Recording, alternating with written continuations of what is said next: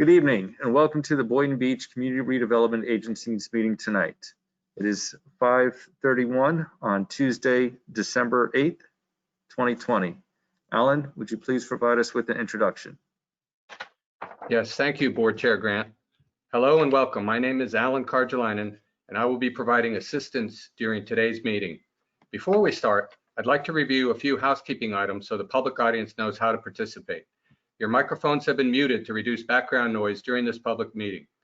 There will be specific times during this meeting when the following options will be enabled to allow members of the public to participate.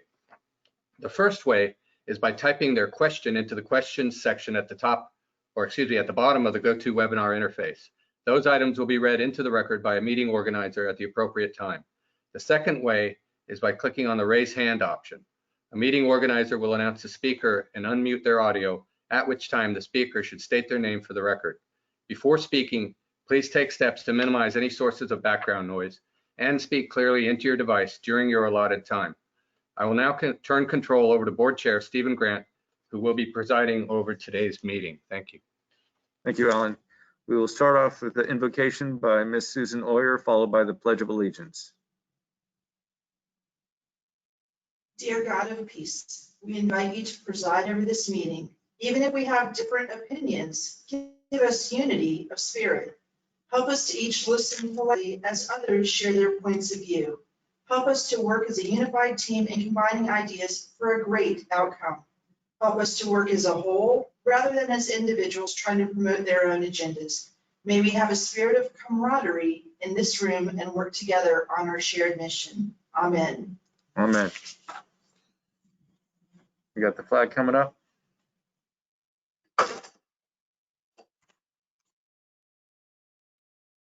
I pledge allegiance to the flag of the United States of America and to the republic for which it stands, one nation, under God, indivisible, with liberty and justice for all.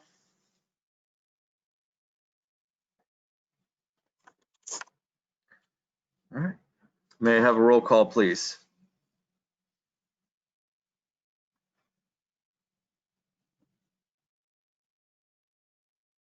Do we have Catherine unmuted? Let's check on that Chairman Stephen B. Grant, can you hear me? Yes, I can now. Present. Okay, thank you. Vice Chairman Ty Pensurga. I am present. Board Member Woodrow Hay. Present. Board Member Christina Romulus. Present. Board Member Justin Katz. Here. We have a quorum. Thank you. Moving on to agenda approval. Any additions, deletions, or corrections to the agenda? Mayor, Yes. if there's no objections, would it be okay to move 15D up to 15A to place it at the top of old business? As I know there's a large number of interested parties.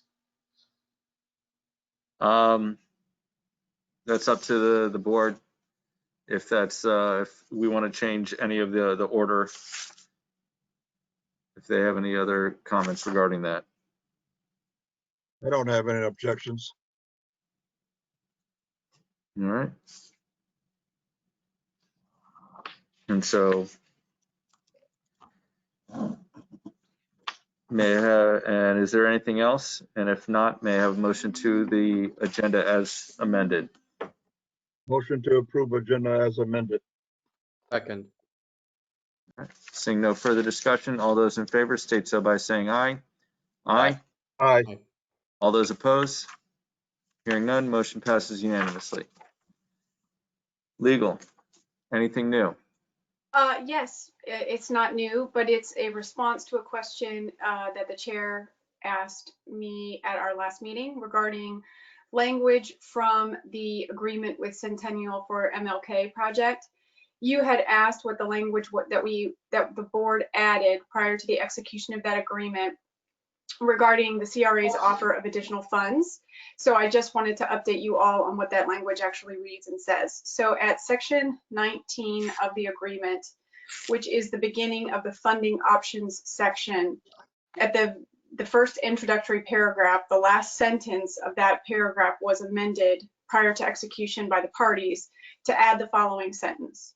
It currently reads, as part of its approval of the final budget, the CRA board may, at its sole discretion, provide additional funding to purchaser to fund the addition of elements of the project, which funding purchaser shall accept and integrate into the project budget so long as the same does not impact purchaser's award of any state or federal funding. So I believe that was the language that was asked about, and I just wanted to make sure that I updated you accordingly. All right, thank you. And Welcome. now, did the board make a motion to provide additional funding to Centennial? In meetings after that, I believe it was discussed, and I'm looking at the executive director. To answer that question, I think he would know that better than I with regard to the budget. There wasn't an amount that was specifically identified in that discussion, but that they would come back with what the cost of the items that the board wanted to include or add. And at that time, the discussion on the funding and where it would come from would take place.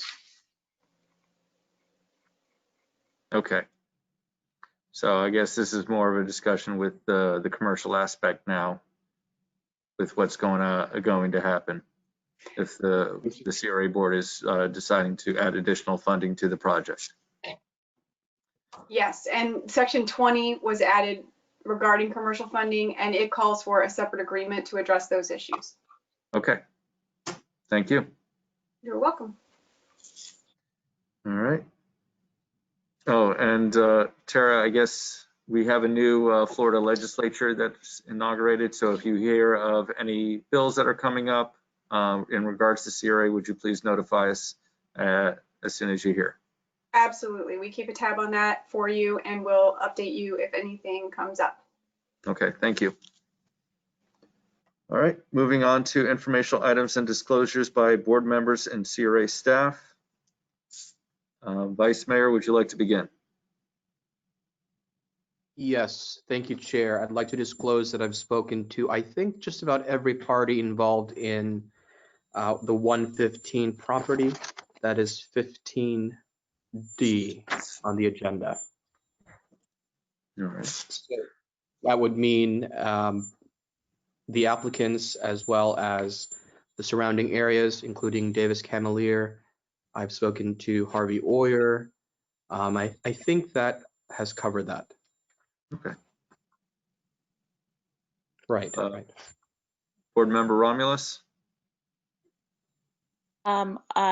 To disclose, I've spoken to David Camelier, I've spoken to Harvey Oyer. I have spoken to Bill Morrison and team in the past, and those are my disclosures at this moment. Mm-hmm. Board Member Hay? I have spoken with Bonnie Misko on the project, and that's all. All right. And last, second last, Board Member Katz? Similarly, I've spoken to a number of representatives from various LOI submissions for 115. I believe Davey Camelier, Bill Morris, and a representative from Black Onyx as well, and also Harvey Oyer. And I believe that's all. All right. As for myself, I spoke with Tim Collins. I received emails from the affiliated developments and Black Onyx. I do not believe I spoke with them. Spoke with Davis Camelier and Harvey Oyer, and on previous occasions spoke with Bradley Miller, Harold Van Arnhem, Bill Morris in regards to their initial LOI. And I believe that is it for my disclosures. If nothing else, we will move on to, is there any announcements and awards? No, Board Chair. All right, did we do anything with the Boynton Bucks? That's, sorry, Tweet. Well, I know that they're in the process of Mercedes and Renee are in the process of and have created, I don't know if they put the final touches on what you called Yes, Mike. Okay, Mercedes. Hi, yes. Good evening, Board. Mercedes Coppin, Business Promotions and Events Manager. Yes, we are in the process of finalizing the Boynton Beach Bucks program. The initial launch of that, however, is working in conjunction with the current Bon Appetit Boynton Beach campaign. So we'll be rolling that out here at the end of the month. Are you gonna, okay. And then is that gonna be involved in the number 13, marketing, business and promotions? Yes, there's an overview of the Bon Appetit Boynton Beach within that promotion, within that agenda item. All right, perfect. Thank you. You're welcome. All right. We have information only, and now we're moving on to public comments. Individuals will have who would like to raise their hand or ask a question may do so now at this time. Please state your name and address for the record or any business entity that you're affiliated with. In addition, if you'd like to speak in a future item and would like to let me know, now would be a good time as well. So, Ms. Sawyer, would you like to begin? Susan Oyer, 140 Southeast 27th Way. I want to say how stunning the lights are up and down Ocean Avenue. Beyond exceptional. I think the city and CRA have done an outstanding job and exceeded expectations. And I think this is exactly what the businesses have said they wanted, is beautification. So thank you for doing that to them. And I know the residents have asked for the same. And so thank you for coming through on that. And it really makes Boynton look elegant and beautiful with all these gorgeous lights. I know every time I drive down here in the evenings, there's just scores of people out, professional photographers taking photos. So whatever money got spent on this was well worth it because people are just enamored. And great job. Thank you. All right. Thank you. And I believe we do have a hand raised from Kim Kelly. You are currently self-muted. If you would like an opportunity to speak. Hello, how are you? I'm doing well. Good. First of all, I'd like to thank you for doing that promo on Ocean Avenue. It was very nice. You hit every business and it was very much appreciated. I would like to say I'm sorry for some of the social media stupidity that people put out, which was really uncalled for, but we do want to say thank you so much from the Ocean Avenue businesses. I would also like to introduce to you a new group called the Downtown Business Coalition for a Brighter and Better Boynton Beach. This group consists of businesses along Ocean Avenue and the surrounding areas that was just recently formed. We currently have about 15 businesses and are growing. Our first meeting was held on December 1st, and some discussions that were included was the development in the area, safety, lighting, and parking concerns, as well as cross-promotion within the avenue, available marketing tools and grants, and a program by the Junior Achievement of the Palm Beaches and the Treasure Coast to teach kids how to run a business. We have reached out to David Scott and John Durgan from the city to further educate us on economic development and the possibilities of utilizing the city's resources to make us a stronger business district. We encourage members to express their struggles as well as their successes so we may build a better downtown. Our next meeting is January 4th, Monday at Hurricane Alley at 4:30 p.m. And we would like to invite City, CRA, and the Commissioner's Mayor to stop by and see what we are all about. We look forward to your support and guidance. Thank you. Thank you. And Kim, can I get your name and address for the record? Oh, I'm so sorry. Kim Kelly, owner, operator, Hurricane Alley, 529 East Ocean Avenue. All right, thank you. You're welcome. I have a question. Board Member Hay. Kim, Yes, sir. are you limited in your membership only to Ocean Avenue businesses? No, not at all. We encourage city residences that are concerned about the downtown and the surrounding businesses, Boynton Beach, anywhere in the CRA that this will affect them as well as just the businesses on Ocean Avenue. So yes, we welcome all businesses in that surrounding area. Thank you, Kim. Mayor, Thank you. Yes, Board Member Romulus. I'd like to ask Kim if she plans to make her meeting virtually available. Yes, we just started that. We did do a Zoom with a couple people. I have people that at the meeting that know more about this than I do. So yes, we are doing that as well. So if you'd like to jump on, just let me know a couple of days in advance, because it is a little struggle for me at this point, but we are getting it all put together. If you could just email me the login information and time and place and everything, I'll make sure to add it on my calendar and be there virtually if it works with my calendar. That would be wonderful. We look forward to it. Thank you, Kim. Hey, for me too, Kim. Oh, thank you.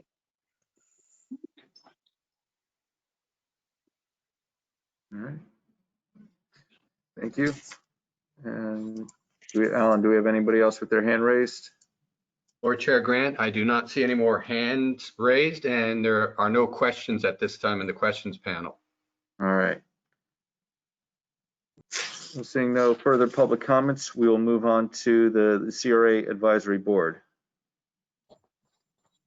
Do we have any report, or Michael, do you mind apprising us of what happened on Thursday?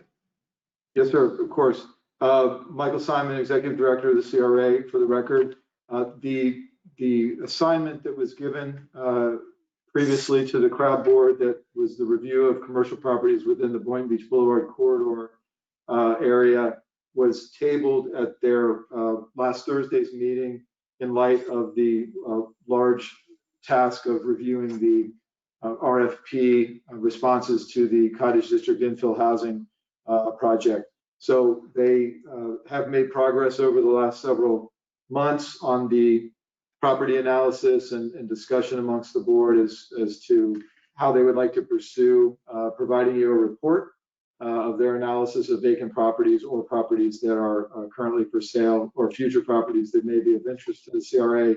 And I would anticipate the board receiving that assignment report probably no later than February, but at the January meeting.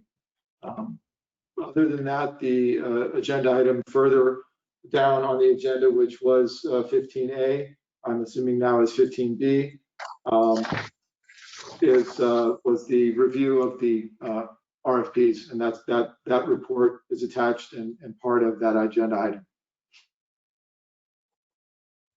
All right, thank you. Thank you.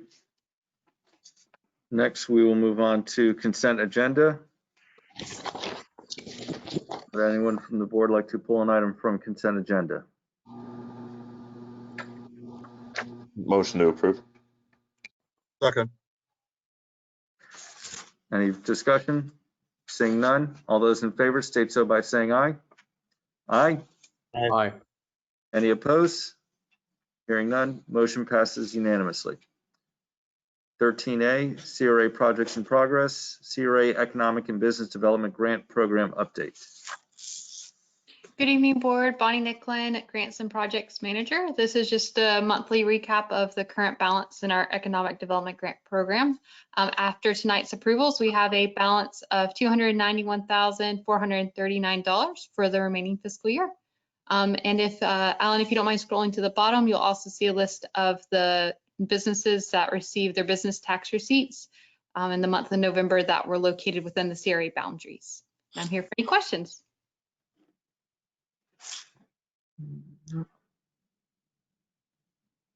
All right, seeing no questions, we'll move on to marketing, business promotions, and social media update.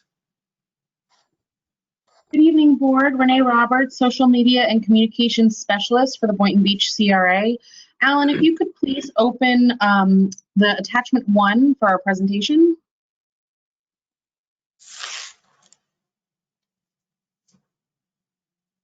Thank you. Our business development team has prepared a PowerPoint to share some of the social media, marketing, and business promotional initiatives that were executed throughout the month of November. Please continue to this next slide. Throughout the month of November, staff continued to utilize our social media platforms to promote CRA projects and local businesses located within the CRA area. Here's a brief snapshot of social media posts that were published last month. Next slide. Each week we try to share a unique, can you go back one, please? Thank you. Each week we try to share a unique post that is related to a previous, current, or future CRA project. Throughout the month, we shared a variety of posts on both city and CRA projects, including the Boynton Beach High School's transformation into the new cultural center. Next slide.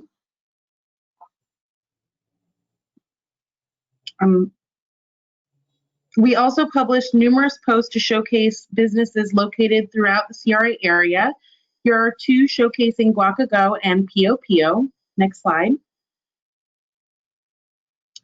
Here are some additional posts that were shared to promote the Schurz Chocolates and South Florida Marine. Next slide.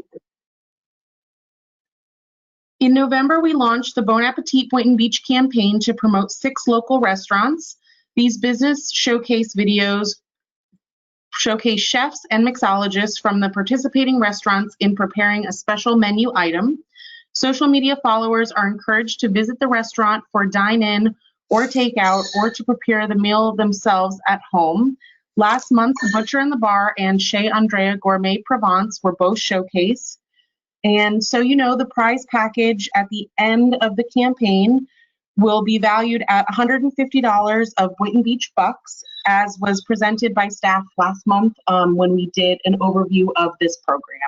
I will now pass on to Mercedes for the remainder of the presentation. Thank you so much. Hello again, Mercedes Coppin, Business Promotions and Events Manager. So if you could just please go to the next slide. And one more, please. Thank you so much. So in November, we printed additional copies of our Like a Local Business Guide to be distributed to the Chamber of Commerce per the board's direction.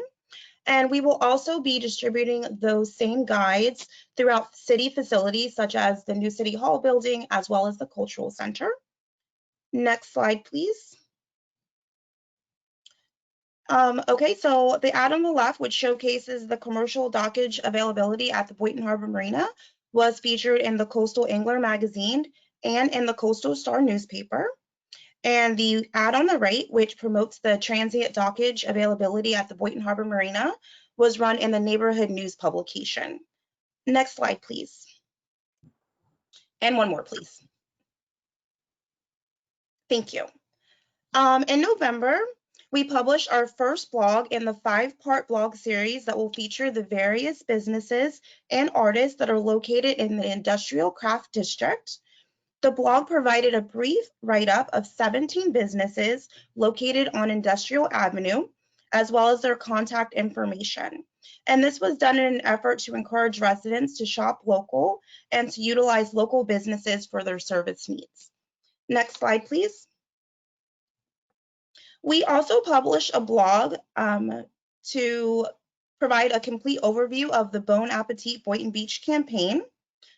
Information was included about each of the 6 participating businesses, as well as how followers, social media followers, could enter for their chance to win one of the 6 prize packs that will include a digital cookbook that outlines the featured recipes, and also a selection of Boynton Beach bucks, promotional vouchers for each of the participating restaurants. Are there any questions?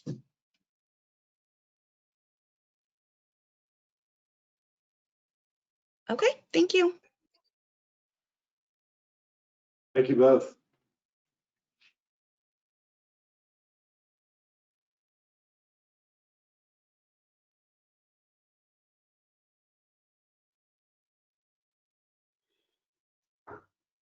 All right. Thank Chair. you. Yes.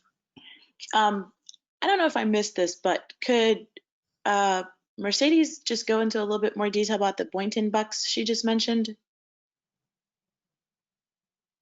What is that? Absolutely. So the Boynton Beach Bucks is a promotional program campaign that we're launching at the beginning of 2021. And essentially it is to encourage patronage of the local businesses in the CRA area. So we'll have different tiers to the program, and it will be run in different contests. An example of one would be, for example, with the Bon Appetit Boynton Beach campaign. Our social media followers have an opportunity to be entered into a drawing to win promotional vouchers for each of these businesses. So there are 6 businesses that are a part of the Bon Appetit Boynton Beach campaign, and we're offering $25 Boynton Beach Bucks vouchers. So it's basically money that can be redeemed at those restaurants. So they can have either $25 off of their purchase or $25 toward a purchase. And like I said, there will be different tiers. So once we launch special events again, we'll be able to encourage people to participate and to patronize the businesses, and they can show receipts as proof that they have patronized businesses to us, and then they'll be entered into a drawing to win additional monies, Boynton Beach Bucks, if you will, to go back and patronize those businesses again. And that's just a brief overview of it, and I'd be happy to send you the complete campaign overview that goes into finer detail. No, that's fine. I just, for whatever reason, I don't remember hearing about it, and I hope that our business owners are aware of it and they can hopefully capitalize on it and use it to benefit their businesses and increase patronage over this time period right now. Absolutely. We've been in contact with quite a few of the businesses about the launch of the campaign, and everyone's very excited. They're just so excited about the different promotions that we have in the works upcoming for even with the Boynton Beach Bon Appetit Boynton Beach campaign, and then moving forward with the Boynton Beach Bucks campaign as well. And did I hear you mention that there were 6 businesses that you were partnered with to do this? For the Bon Appetit Boynton Beach campaign, yes, we limited it to 6 businesses, and they're restaurants specifically. But for the Boynton Beach Bucks campaign, our budget will allow us to work with more than that. Okay, and how does a business become part of that? There's an application process. So they basically would just need to fill out an application stating that they were interested in being a part of that specific campaign. And then we're going to review, we'll be accepting applications, we'll be reviewing everything, and then just based on funding availability, we'll be able to decide exactly how many businesses we can work with this fiscal year. If you can do me a favor, can you please just send me like a very quick flyer, or it doesn't have to be a flyer, but just something small that I can share with some of the, I would say, less traditional businesses, because I feel like there tends to be a typical group that we work with a lot, and some others just don't know or aren't aware, or either they don't know to interact or whatnot. So can you please share that with me so I can also get that around and have them engage with you all if that's something they would be interested in? Absolutely. And if you have like a list of those businesses that you're referencing, I'd be happy, and Renee would as well, to reach out to them directly and let them know about the various services that are available to them as businesses within the CRA area. Okay, thank you. Thank you. All right. Thank you, Mercedes. And moving on to old business. And we have the amended agenda, so we will move up item D, discussion and consideration of letters of intent to purchase the CRA-owned property located at 115 North Federal Highway. So Michael, if you could provide us with a brief update of what has happened in the past, what new information or LOIs that have been received, and give us our options of what we can and cannot do. Yes, sir. Thank you, Board Chair and Board members. On August 4th, 2020, the CRA received a letter of interest, the first one of several, for the purchase and redevelopment of the CRA-owned property located at 115 North Federal Highway. The first LOI that was presented on the 4th to the CRA was discussed at the board's August 11th meeting, and that was submitted by the LLC of Ocean Avenue Residences and Shops. And at that meeting on August 11th, they did a presentation on their proposal of acquisition and redevelopment, and there was quite a lengthy discussion between the board and the proposers regarding the project.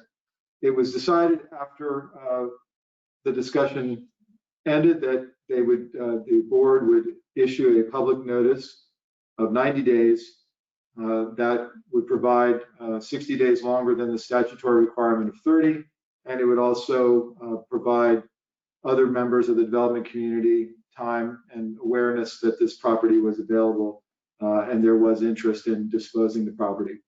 That public notice period ended on November 16th. Prior to the November meeting of the board, we had received no written letters of interest, and right after the CRA's November meeting, we received 4 additional letters of interest, and they are listed below the full list of letters of interest there in the middle of the agenda cover. Those were on November 9th. We received one from E2L Real Estate Solutions LLC. On November 16th from B&H Fine Foods 2 LLC. On November 18th, we received a letter of interest from Black Onyx Capital LLC. And then on November 30th, we received a letter from 209 North Federal LLC. As board chair mentioned, there is no particular process or policy in place to deal with the presentation or the discussion of multiple letters of interest. One of the things that is in the unsolicited letter of intent policy currently in front of the board, or that the board utilizes, is that if during the period of the public notice a second letter of interest is received during that period, that the board could determine several options. One would be to discuss going to a request for proposal and not discussing the two any further, or they could accept one of those letters of interest and move to negotiation, or they could reject any and all LOIs that were presented during the time period of the public notice. And as Tara has pointed out in the past, that is a policy the board established, but it is not a policy that the board has to stick to. If they find a different method of dealing with this at their discretion, they can certainly amend that policy. The options kind of on the table now, you have also received some information today from other interested parties as well, but currently on the agenda and then the backup are the 5 that I mentioned earlier. So it's really the board's prerogative at this point whether they would like to, entertain presentations or introductions of the letters of interest. We know that the first one that was submitted on August 6th was submitted and has been waiting through the 90-day public notice period as the initiator of the process, if you will. Staff is ready to discuss either a request for proposal type of a scenario or assisting you in the analysis of these letters of interest. Thank you, Michael. And so I want to know if this is also an option, is that similar to our Town Square project, we do a request for qualifications that the CRA board tries to find the best development team to build on this spot rather than the best development project. And that way we, as the CRA board, get to have a little bit more say of what gets built here. And that way the residents and businesses also have a little bit more say of what gets built here.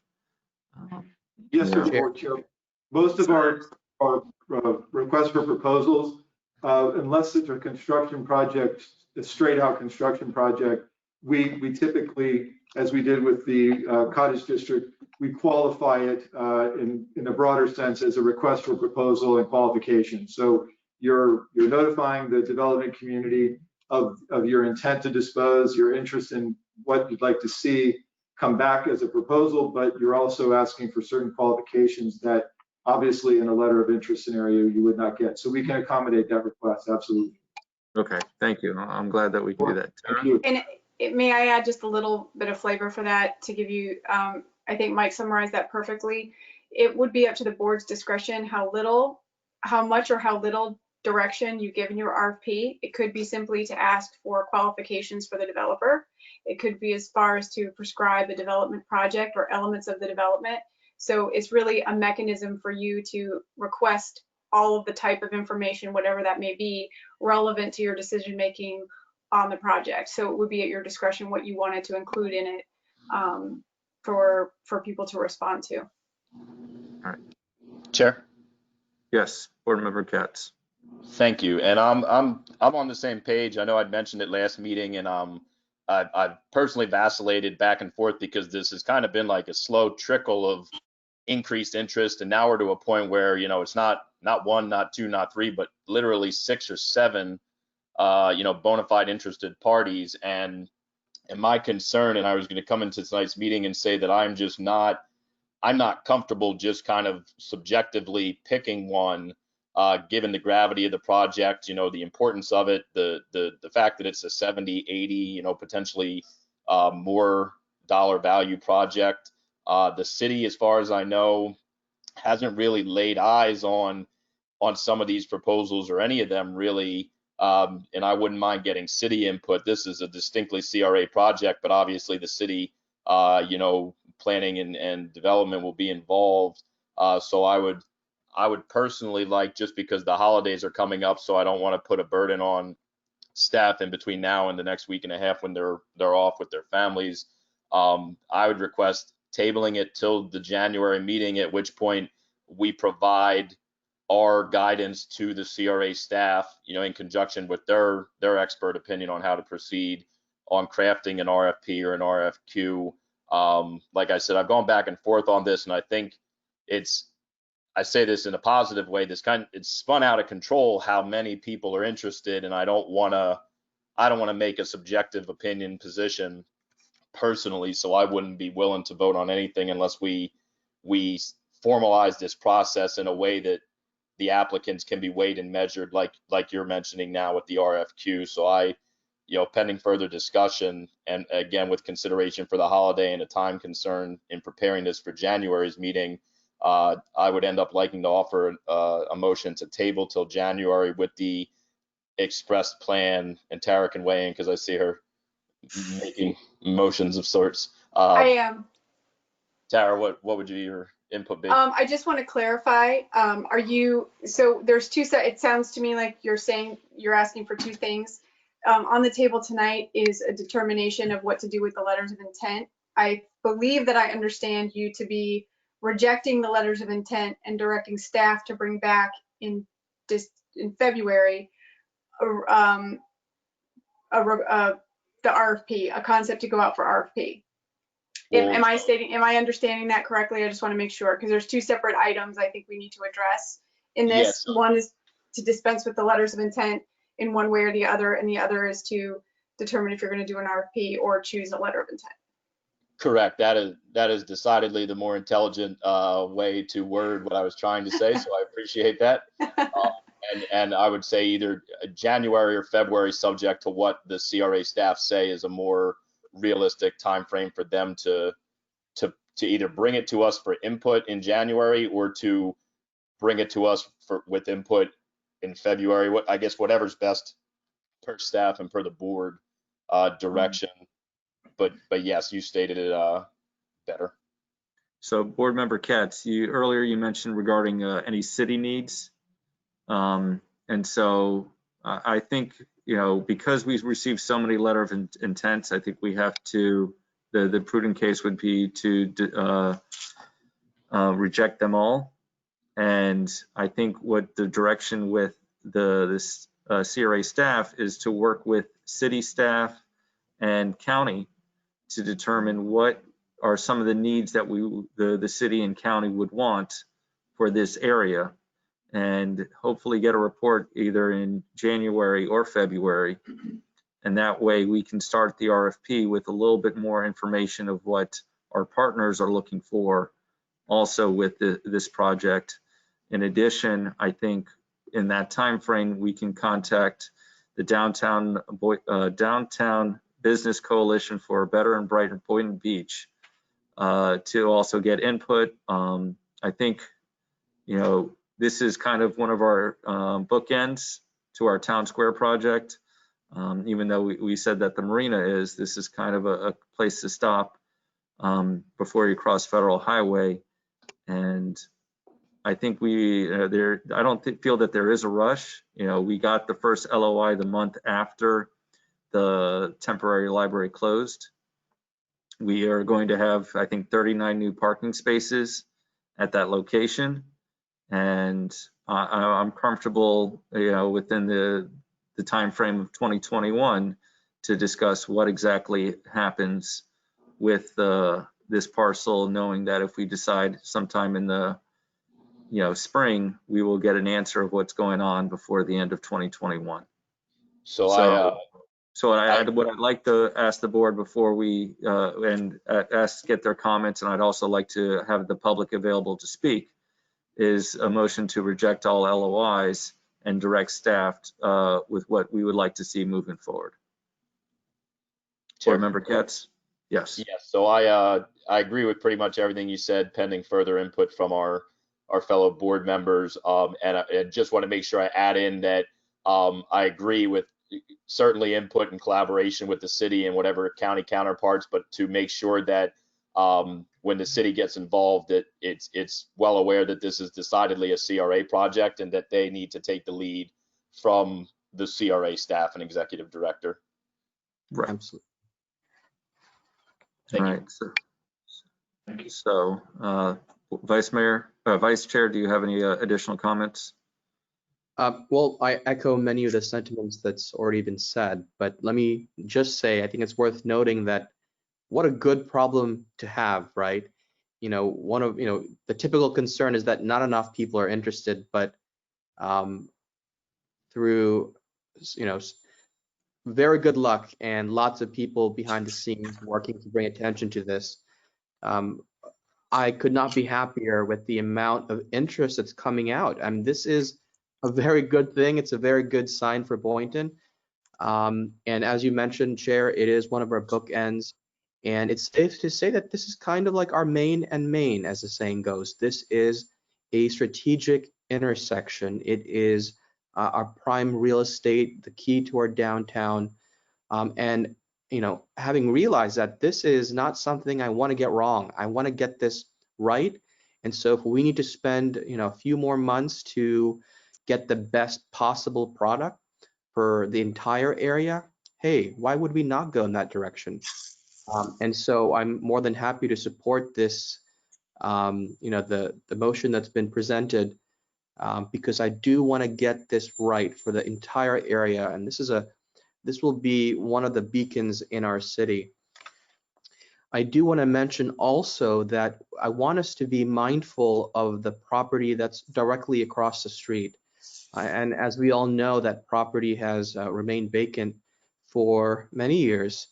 And if there is a way for us to have them be part of this growth and finally get something off the ground, that is the direction that I would support. If we have the opportunity to not just build a building, but build a complex of buildings to just really knock this out of the park, that's my greatest hope and the best outcome, in my opinion. And so I will be supporting this. Thank you, Vice Chair. Board Member Romulus? In the interest of saving time, ditto everything everybody has said. All right. And Board Member Hay? I definitely support it. I have mixed emotion in terms of wanting to continue the momentum that we have going, but by the same token, take into consideration what Vice Chair just said. We want to make sure we get this right. And I would like to hear from the executive director staff that does he feel that January is enough time, because I was looking more at February, at our February meeting, you come back, because that's a lot of players to include in the game. And I would like you to include the newly formed organization that Kelly was talking about earlier this afternoon, to get their input would be beneficial, I would think. So, Mike, do you feel that that February would be a good time frame? Thank you, Board Member Hay. I do think that to provide all of the information that has been mentioned, including discussions perhaps even with some of the county administrator or other agencies within the county, that February would be a good meeting to have a formal discussion with the board based on the information that staff can gather between now and then, to use that month's meeting to really itemize, if you will, the elements of the RFP, RFQ, and be ready to, if not have a skeleton document as well, certainly be ready to put that into words for your review and release no later than the March meeting. But I think, given, as Board Member Katz mentioned, where we're headed into the holidays and people's vacation here and there, that giving us to February would be ideal. We can give you an update at the January of things we've been doing, but I think to have a nice formal discussion with the board and really flesh out where you want this to go, I think would be greatly appreciated, I think, for the February meeting. Okay. Excellent. And so now I'll open it up to the public, or anyone who would like to raise their hand or ask a question, make some comments, but I will put a 3-minute timer. Yep, myself. Go ahead. Yeah. Susan Oyer, 140 Southeast 27th Way. I looked through all the projects in the last 2 days, and I was surprised at how wonderful they all are. And I don't envy you guys having to decide and pick, although I would tend to think that maybe you want to look at elements of combining them, because we do have a food desert, so maybe that grocery store idea is worth incorporating in somewhere. E2L has a wonderful little pathway kind of system that is really impressive, very reminiscent of something you'd see in Europe, which I think is a model for us to look at, where they take and renovate and restore old buildings, and they incorporate the old with the new. So that would be an idea for you all to consider. And I actually was just blown away by Black Onyx and the level of sustainability and the level of moving forward and the attraction that would bring to our city. And I think, if in a perfect world, I would mash them all together and create perfection, because I think, wow, Black Onyx just totally blew me away. But I like the way E2L has a step up, and I like the fact they want to bring business in, and we need jobs more than anything. And the hotel idea, the grocery store idea, fabulous. We need jobs. Everyone I talk to says no more housing, bring us jobs, get us office spaces, maybe some little retail. We have no cute, funky little stores anymore. We have no cute little tchotchke stores or whatever. We're down the street from the beach. Where's the swimsuits? Where's, the different little Boynton gift items? Because you don't have a gift store open yet in the city hall, even though I keep complaining that you need one. So, if it was me, I got to say they're really amazing present projects. All of them are, and mash them together. And I think that best happens when you start incorporating the public. And thank you, Commissioner Katz, for recognizing we need to, get the public involved in this. And thank you for everyone else's support. Thank you.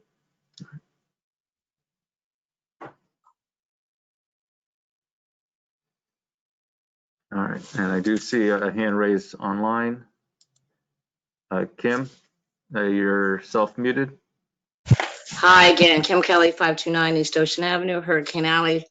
As you know, I have been a strong voice in this discussion of the property at 115 North Federal Highway. And as much as I'd like to say I'm speechless, if you all know me, that's probably impossible. But with that being said, I really like where this is going. I think this is a great decision. There's a lot of people that are interested in giving a little bit more time. I think it's going to be worth the wait, and it's going to make it a better and just a more cohesive decision in the long run. And I don't think a few months is going to hurt us. As far as the RFPs or RFQs, I think you have a lot of people here already, and that may be your RFP if you want to think about that in the future. As the DBC, we are looking forward to meeting with you and going forward with this. And we just want to thank you for actually listening to us and putting this into motion and not making hasty decisions. And that really means a lot. And it shows that you are great leaders and you really do care about your city, and we appreciate that. Thank you. Thank you. All right. And Alan, do you see anybody else with their hand raised or asking a question?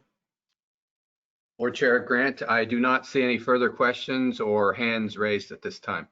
All right, so I'll request that the board make a motion to reject all LOIs and to direct staff to partner with the city and county to determine any government or needs associated with the project at that site. Second. Thank you. Is there any further discussion from the board? Seeing none, all those in favor state so by saying aye. Aye. Aye. Any opposed?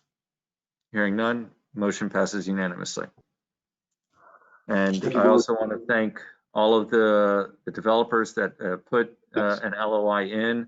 We really appreciate the time and effort that you put in this, and we're looking to get the best project possible and to work with our community for the sustainability and resiliency of our city. So thank you again, happy holidays, and we look forward, and we will be speaking with you in the future. Thank you, Board Chair. Board Chair Grant, this is Alan. I do notice now that a question was just posted by an attendee named Philip Lewis. I don't know if this would be the good time to read it into the record or not. Yeah, it's a good time. His statement is, I would like to see more housing in Boynton. So thank you, Mr. Lewis, for your comment. Our next item for old business is discussion and consideration of the responses in the RFP RFQ for the Cottage District Infill Housing Redevelopment Project Development Proposals. Yes, thank you, Board Chair. This is another great item of redevelopment possibility here in the city of Boynton and the Boynton Beach CRA district. We issued at the board's approval in August, we issued a RFP for the Cottage District Infill Housing Redevelopment Project. This is a 4.3 acre site that the CRA has owned now for and accumulated in various acquisitions over the course of a 7 or 8 year period, culminating in enough property to put out to a RFP. I believe this is our 6th RFP and version of. We are very excited that the RFP done this year brought in by the deadline of October 23rd, 2022. We received 5 proposals for redevelopment of that site under the terms and conditions of the RFP, which was selecting proposals and requesting proposals for the development of owner-occupied single-family detached homes or attached homes in some way, shape, or form for workforce affordable home mix, including all the pedestrian and street improvements, the quality of which we're seeing in Town Square or other developments like Ocean Breeze East, as well as the upgrading of all the site itself with regard to utilities and drainage and what have you. So before you this evening, after being presented to the CRA Advisory Board at last Thursday's meeting, all 5 of the presenters did a 20-minute presentation to the CRAB board, and the CRAB board provided you with their recommendation under the section, and I can hold off on that recommendation until the board requests it. I will need to note, however, that this afternoon I received a call from Grant Horowitz of Fox Ridge Capital, who requested that their proposal be withdrawn from consideration. So I believe that, Tara, we may need a motion to withdraw that or to not recognize it any longer. He wishes the CRA the utmost best and success with this, and he feels that his response, although of course he likes it, that he feels that there are excellent developers, were his exact words, that are very capable of doing this in a more efficient way than his firm, and he just wanted to wish all of us success with this RFP, which was very gracious, I thought. So the task for you this evening is to listen to the presentations, if you so choose, and the backup documents that staff has provided of our breakdown and analysis of the RFP responses, to select, if you choose, the developer that has responded most closely, or at least more favorably in your eyes, to the conditions and the desires of the RFP itself, that have the experience and physical capability of completing the project, as they've stated, and also the financial capability to complete the project. And with that, we have provided you an order based solely on the date and time in which the proposals were submitted. These are not in any order by staff or the CRA Advisory Board. They're simply in front of you based on the date and time that they were received by the office. With that, I'm here to certainly assist with the process. Thank you, Michael. And Thank you. And so I'll state from the board that we'll hear a presentation from the applicants. We have the recommendation from the CRAB board, and that we'll have a discussion after all the presentations. We can ask questions, but I'll ask the board to ask their questions at the end of each presentation, as we've heard before that it may take 20 minutes for each applicant to present. But we'll request them to stick to 15. Yes, Board Member Hay.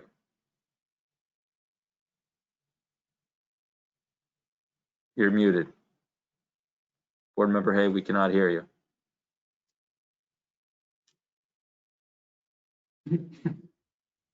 Now can you hear me?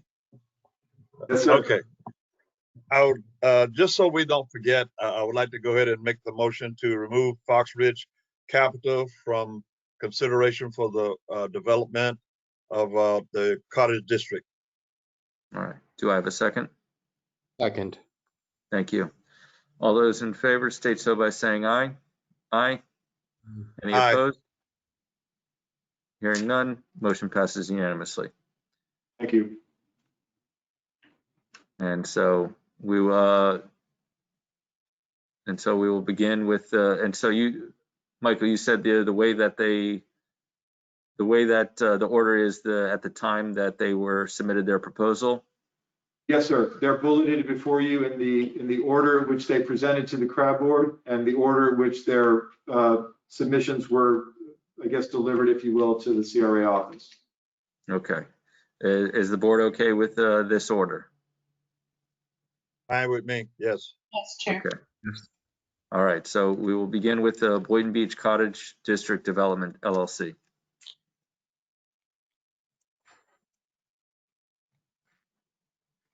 So Alan, I believe you will need to go down to attachment.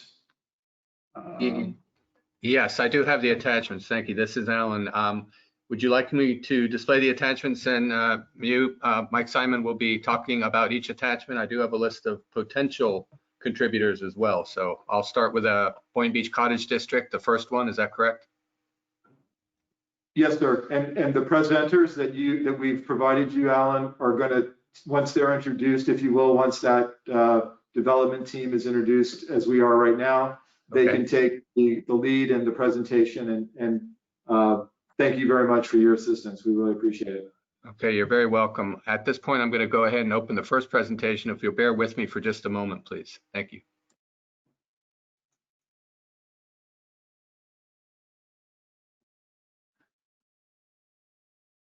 And just for the board's acknowledgement and knowledge, if you don't already, and for the public, for you, the board only, you have both the full submission and then the presentation that you'll see this evening. The only thing that'll be shown to you this evening is the presentation, but the full body of the materials are there for you as well.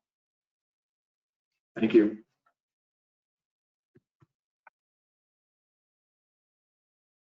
Okay, this is Alan again. I do have the first presentation on screen right now, and if there's any change that needs to be made at this time, please let me know.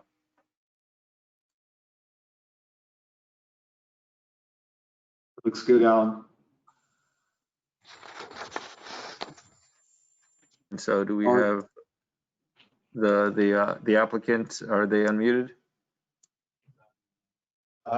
There is, thank you, there is a few people on this list. I can go down the list in order. The first gentleman is named Gary Schmiegel. Forgive me if I mispronounced the name. And looking on the attendee list, I did see the name there earlier. So I see a Boynton Beach Cottage District as a name. So I'm going to unmute them. Okay, thank you. And they got their hand raised. I believe your microphone is live. Awesome. Can you guys hear us okay? Yes, we can. All righty. Good evening, everyone. CRA board members, CRA staff, and Boynton Beach residents. Thank you all for having us here tonight. My name is Farrell Tiller with the Boynton Beach Cottage District Development Group. We're very pleased to submit our proposal for the cottages at Seacrest here for you tonight. We're extremely excited to be a part of this project, be part of this redevelopment process, build on the successful redevelopment projects that the CRA is implementing now. We were fortunate to hear the other proposers' presentations last night, and we feel that no matter what happens tonight, that this is going to be an excellent project for the community. So we're so happy for the city, the CRA, and most importantly, the residents of the community. If you all could jump to the next slide for me, please. Thank you. And so you all have read our RFP response document, likely heard our presentation last week, so I won't spend too much time here on bios. I just wanted to talk briefly about why we've structured the company in this way. So as you see there, we've combined these three firms, Mecca Farms, NRH Homes, and Chris Allen Realty. This group has been working together for many years. Each firm carries its own strengths and specializations, which allows us to take a holistic and comprehensive approach to redevelopment projects like this. We've completed several redevelopment projects in the past, and we found that this structure leads to synergy, efficiency, and certainty. I'd like to also highlight the fact that our group is local. Our three firms are based here in Palm Beach County. We're presenting to you tonight from the Mecca Farms office in Lake Worth. We're just right up the road from you in Boynton Beach. And this is our home. We're born here, we live here, this is where we do our work. And so we're so happy to potentially be a part of a project like this. I'm gonna turn it over to Mr. Gary Schmiegel, who's of Mecca Farms. He's gonna briefly talk about Mecca Farms history and a little project update since we talked to the CRA advisory board last week. Good evening, board members and CRA staff. My name is Gary Schmiegel. I represent Mecca Farms, a partner in the Boynton Beach Cottage Development District. I wanted to let you know briefly who Mecca Farms is and what our experience is in redevelopment. We've been one of the largest farms in Palm Beach County and a major economic driver of the Palm Beach County economy since the late 1960s, while employing thousands of people. Mecca is no stranger to redevelopment. We have recently completed the redevelopment of a 9-acre rundown trailer park on Broadway in Riviera Beach, which we purchased with over $1 million in code fines and code violations. We dealt with the code fines and violations by agreement with the city. We rezoned and resite planned the 9 acres into an 89 unit for sale, townhome community, and homes are being sold there as we speak. We are currently preparing to break ground on a 7-acre MUPD on Boynton Beach. Sorry for the interruption, but Alan, can you move the slide forward? Because I believe you were talking about one of your slides in Riviera Beach, Riviera Cove. So the next slide. Okay, Board thank Chair you. Grant, I'm on slide 3 of 15 in the presentation. Is this where you want to be or forward from that? Next slide. Okay. So, Mr. Smeagol, can you see the presentation? Yes, I can. That, All right, so yeah, all you have to say is next slide when you want to talk about the next slide. okay. Anyway, the Riviera Beach project is been in the process of being constructed and townhomes are being sold to residents. We're also redeveloping a 7-acre parcel on Boynton Beach Boulevard where we will demolish an old building built in the 50s and replace it with a mixed-use project consisting of retail, restaurants, and a modern self-storage building. Boynton Beach Cottage District Development LLC is not a national firm. We're a consortium of 3 local firms who have been doing business together for over 15 years in development and building projects. The principals of each of these firms grew up here, went to Palm Beach State College and Florida Atlantic University. We use all local subcontractors and our office is less than 20 minutes from downtown Boynton Beach. Since the CRA Advisory Board meeting last week, we have contracted with the Oyer family to secure an exclusive right to purchase the northern half of the Oyer property, which adjoins the Cottage District parcel. If selected by the board to redevelop the Cottage District, we intend to integrate this approximately half-acre property into the Cottage District redevelopment. This will square off the project, thereby presenting a more pleasing site plan and more home ownership opportunities for residents. We also wanted to advise the board that we are self-financing this project, which allows us flexibility and efficiency in moving the project forward, as we do not have to answer to a lender as we negotiate with the CRA board. In closing, I would like to say we are enthusiastically looking forward to producing a project that we and the CRA board can be proud of, and ask respectfully that you consider our application. Thank you. And then pass on. Hey, how's it going? I'd like to continue here. My name is Nicholas Haney, and I'm part of the development team. If you could move to the next slide, I'll talk about some projects that are very similar to this one. So this is Delray Beach. We constructed 11 single-family homes here on all vacant land. This project is very similar because some of the site plans that we have proposed are these exact houses. And again, those elevations are flexible to where we can, make it more of a cottage feel if these aren't enough. This project is very similar because we had to construct roadway, extend sewer main, extend water main, and continue a dead-end road to a much-needed elementary school on the other side. Next slide. So we've worked very closely with West Palm Beach CRA, and we've done a lot of houses in historic Northwood Village.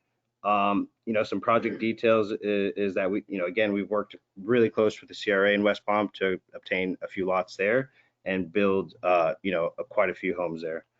Some of the neighborhood outcomes is neighborhood stability through increased home ownership, some diverse housing stock with new market cap rate homes, and it definitely increased median home values. Next slide. So this page is just a list of just a few of the projects that we've done in West Palm Beach. If you look to the right, there's some before and after photos of some remodels, some new constructions. And if you note on the bottom, on our Lilac project, we worked with the CRA, West Palm Beach CRA, to be awarded 2 lots at 525 Lilac to build 2 new single-family homes with market rate income caps. Next slide. So, when we found out that the RFP was coming out, we got very excited because this site's a very great site. And, we know that Boynton and the CRA have really made a strive to increase, their city and the quality of buildings in their city.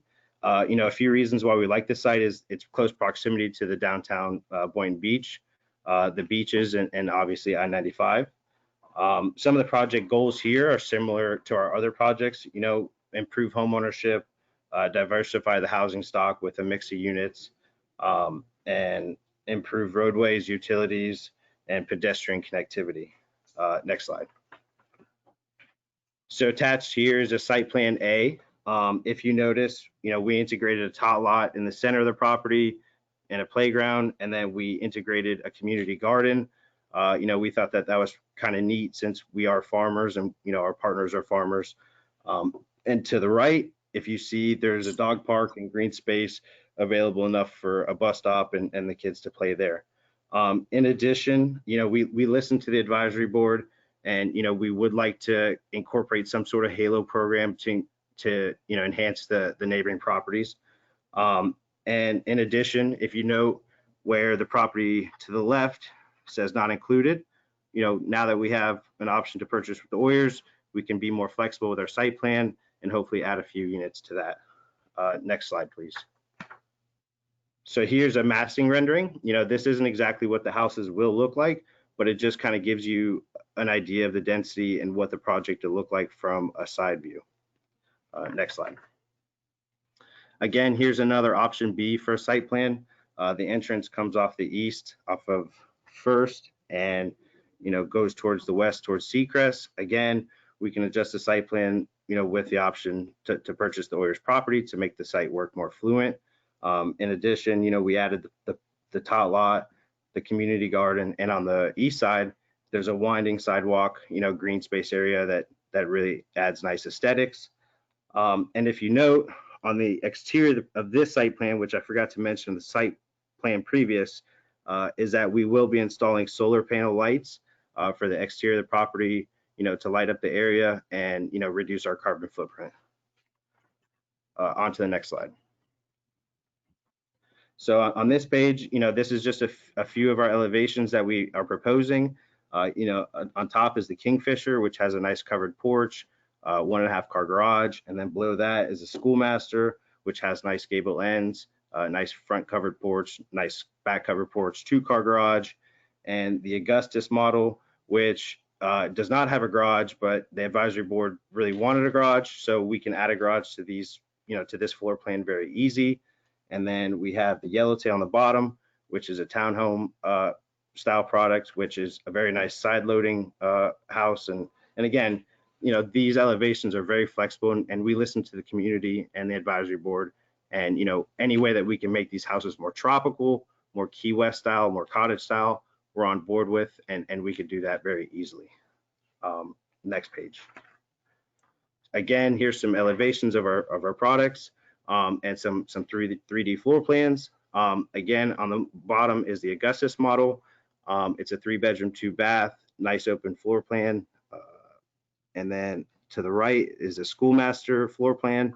Again, a 2-car garage, 3-bedroom, 2-bath, nice covered porch, front and back. And again, in Delray, these are very similar, if not the exact models that we've used. And the floor plans flow very well. People love them, and every person that we sold houses to builds equity in these houses. And then at this time, I'll turn it over to Chris Haney Jr.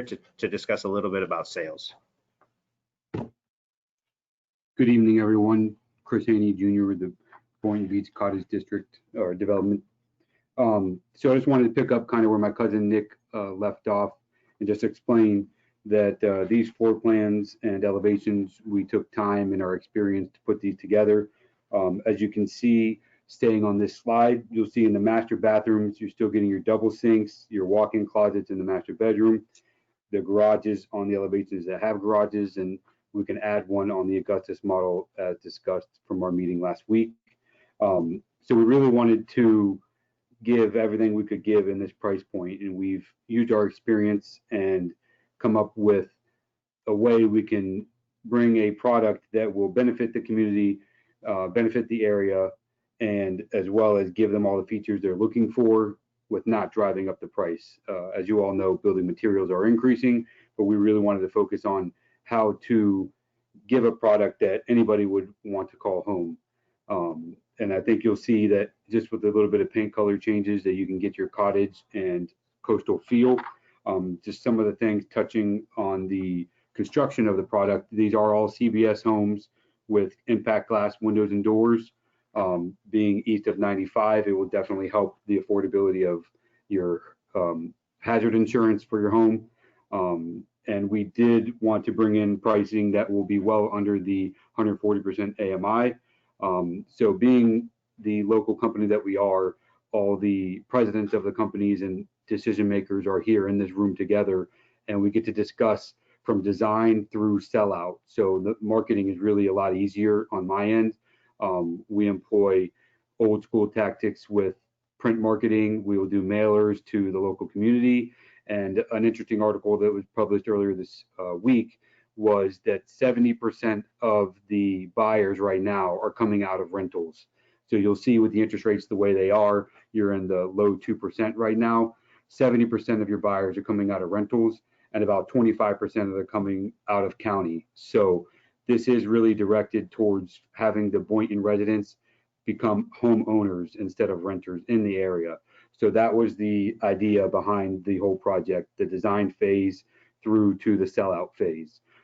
We anticipate being able to sell out as we break ground. Of course, the market can change, rates can change, but I think on the horizon, everybody's pretty optimistic that rates will stay pretty consistent low where they're at right now, historic lows. So we wanted these to be affordable products, but by affordable, we did not want to be low quality. So we decided to do these floor plans and really design these as a team effort. And like I said, the decision makers are all here in this room. So we get to talk about what it costs to go into building a product like this and what we need to be able to sell it for to be congruent with what the RFP published. Again, I'll pass it over to my cousin Nick at this time. Hey, how's it going? You can go to the next slide.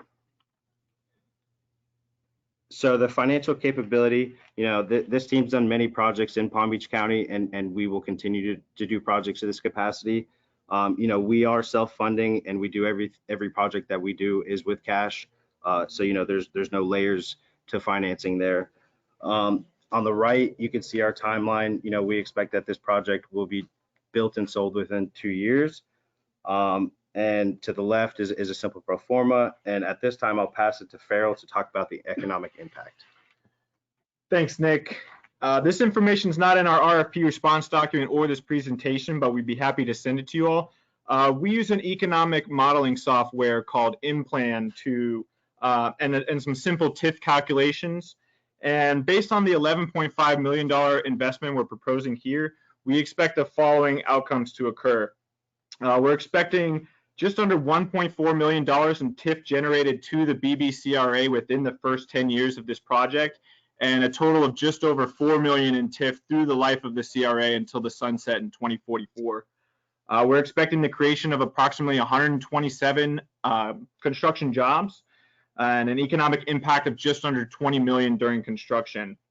We're also expecting an estimated tax generation of almost $2.2 million and more than $1 million in net new retail spending annually by new residents. So while this is a residential project, the increased households will support local CRA businesses. So we believe this is a financially sound project. Again, we feel it's a great project for everyone involved, especially the CRA and its residents. With that, I'll turn it back over to Nick, and we can jump on to the next slide, please. So, as a local builder, we strive to only hire local builders and labor. It really only makes financial sense to hire local people. And we also are committed to maximize local Boynton subs and labor. We can incorporate that we will use a minimum of 10% local Boynton subs. And we will work on this with the CRA to do that. In addition, we'll work with the CRA to work on a program for a CRA specific job fair for this project. And to close it out, I just want to stress that we are a very local company, and we have the ability to move fast and decisive, and we really want to listen to the local community and the CRA to do this project. And with that being said, we appreciate the opportunity to bid on this project. We're very excited about this project, and we hope to work with you in the future. Thank you. Thank you. And so I'll open it up to the board if they have any questions. Chair, Yes. if I may ask, there were a lot of things that I I heard that were just wonderful. And I think this is definitely one of my top ranked choices. But I did have just a little red flag that I saw, and I was hoping if the applicant could help me better understand. In your earlier slides, when you had Riviera Cove, you had a bullet point that said subsequently sold to D.R. Horton. Could you just explain to us what that was about and what that meant? Yeah, so we worked real close with the CRA and Riviera Beach to get the property approved and developed, and then we sold the property to D.R. Horton, who is building the project. But we worked very closely with them, and you know, we won't sell this project like that project. It was a totally different scenario, but you know, the overall product really was great for the city, and we worked very hard with the city and D.R. Horton to get this project done. Thank you, I appreciate that. And my second and final question for now, you did also mention the Oyer property to kind of square off the project. Could you just update us on what the status of that is? That pending? Where does that stand today? We have the option to purchase. It's under Okay. contract. Okay. All right. Understood. Thank you. And Chair, that'll be it for now. Okay. So my quick question is that, you know, if you do purchase the Oyer property, the site plan or the project might change a little bit, which we would request a final approval of what ends up happening. The second thing is that if there is subsequent adjacent property owners that are looking to sell to expand the cottage district, whether on that block or on one of the adjacent blocks, is that something that you're interested in also developing any of the surrounding areas? Yes, of course. You know, any property that would help us, you know, kind of make this property more fluent, and obviously any other projects, you know, we definitely have interest in. You know, we have a large appetite for land and building, and we're excited to be a part of Boynton. Okay, thank you. Anyone else from the board before we move to the next applicant? Yes, Board Member Hay. You're muted again.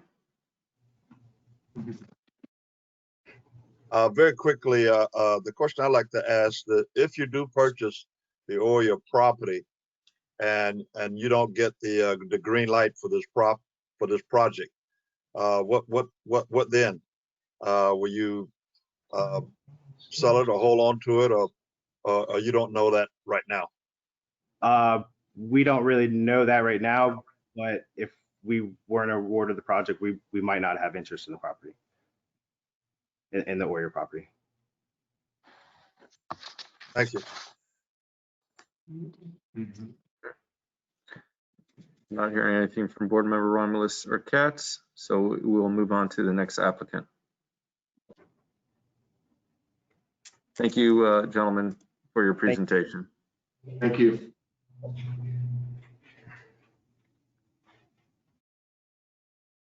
And so I believe Alan, we removed this applicant from presenting. Yes, sir. The next would be Azure Equities LLC. Alan? Thank you. I also have a timer, Board Chair, just in case. No, yeah, I started a little bit late, but they were within the 20 minutes. They sure were. No, absolutely. I didn't want you to have to deal with that. I just want to let you know what I was doing. Yep. And so, Michael, do you know who the applicant is, or if the applicant could raise their hand for myself to unmute Frank, them? I believe Frank Gutzman should be, see. All right, Frank. Hello, good evening, good afternoon, good evening. Evening. Can you hear me?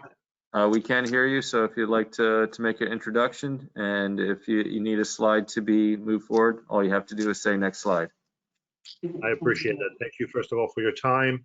I'm here with a few of the people who are working with us. We have Dwayne and Katora who are online, and Sophia unfortunately was not able to attend. But if we can allow their microphone also to be available so they can join in when we get to their part, and they can discuss some of the points that we wanted to go forward with. Can you say their names one more time, please? Katora, Joseph, Okay. and Dwayne Randolph. So I got Katora Joseph, and you said Dwayne Randall? Yep. All right. You're all unmuted, so. Bradley Miller is also here. He's also part of the team, even though we didn't. So we originally started with an unsolicited proposal, actually, and we talked to some of the people, some of the commissioners about the idea of bringing a project there. We talked to people around neighborhood communities, try to figure out what would be the project that would work for this community specifically. We could go to the next slide. And I'm not going to bore you with the whole RFP. We have a long RFP with a lot of information, a lot of picture. I'm sure you had the time to review it. I just want to go quickly on some of those points, reinforce them, and answer any question you may have. First of all, my name again, I'm sorry, Frank Gottsman, Managing Partner of Azure Equities. We have a long experience. We are P3 partnerships. We're currently finalizing we finalized development agreement with the CRA in West Palm Beach for the development of Northwood. It's a 5-acre property, 350 residences, about 60,000 square feet of retail with ImmoCorp, our partners. We're redeveloping the town center in Davie, where we're rebuilding a lot of building and about 4 residential buildings. We also work with the city of Miami Gardens to redevelop the whole 35 acres property next to City Hall. That we purchased with them a short time ago. So this is just to describe a little bit some of the experience that we have working with cities, something a little closer to home and closer to our projects. We're currently developing in Pompano about 120 townhomes with a local CRA, and that's something that's going to be a little more closer to what we're doing here. What we have done is to really involve ourselves with the local people and the local community. The project, as you can see in the next slide, is the site plan that we work with. Comes from some brainstorming that we've had with a lot of people. The idea that we had was in the beginning to have a rental place, but the people wanted to have home ownership, so we changed that around a little bit. We have a mix of homes and townhomes.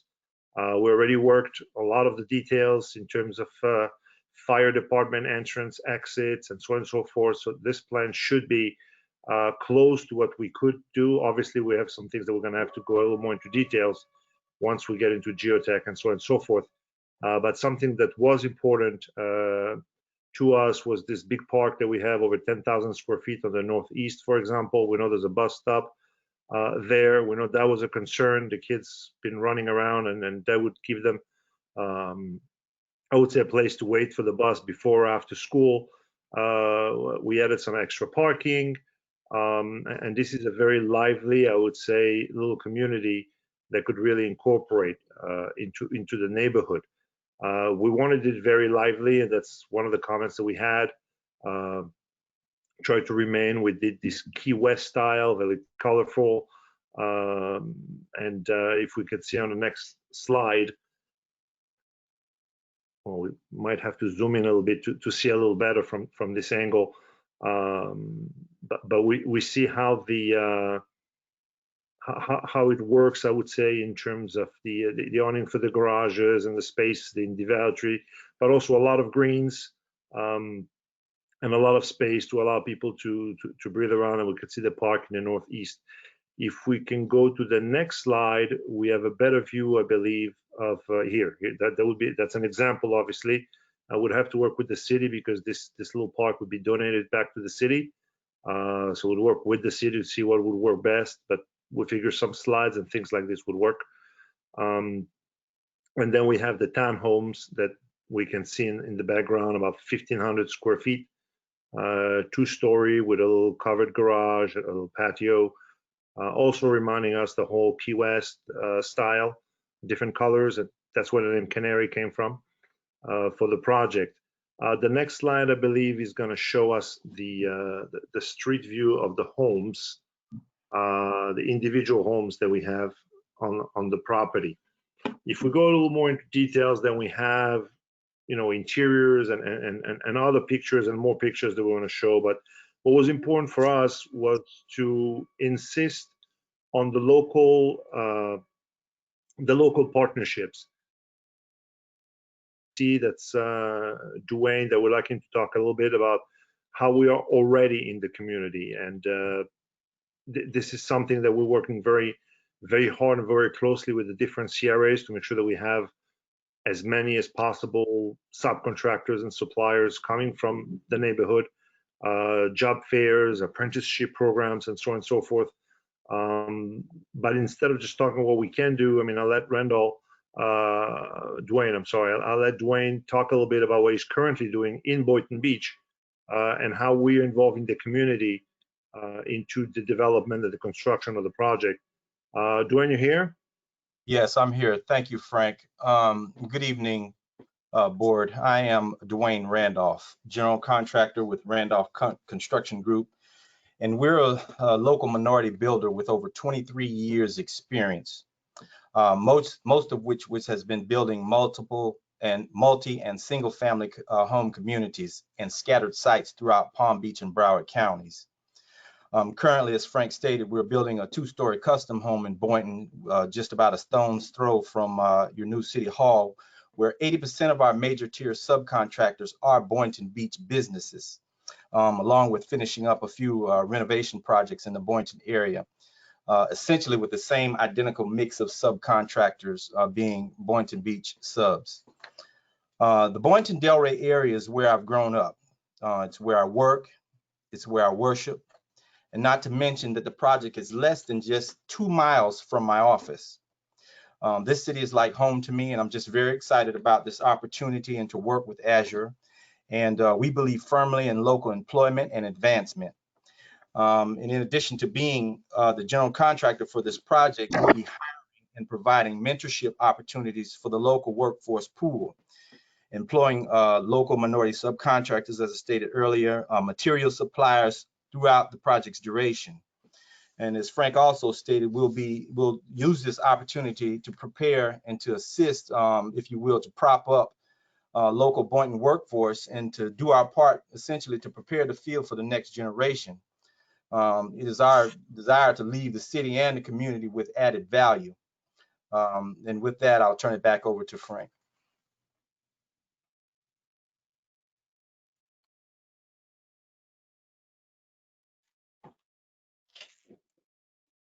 Mr. Gottsman?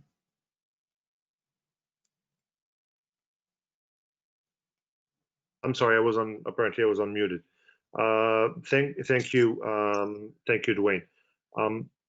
I would say this is just one part of the community involvement where the community, S.A. Nelson Associates, are working with us on our different projects, as they do in West Palm or in Pompano, to work with us on the development of community relations.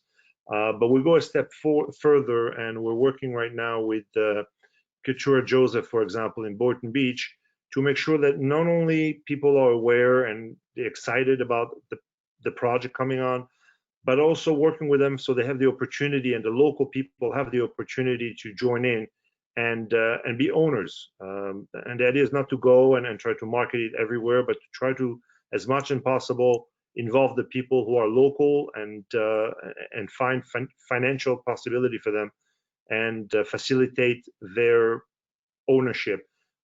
Keturah, if you're here, if you could say a few words about that.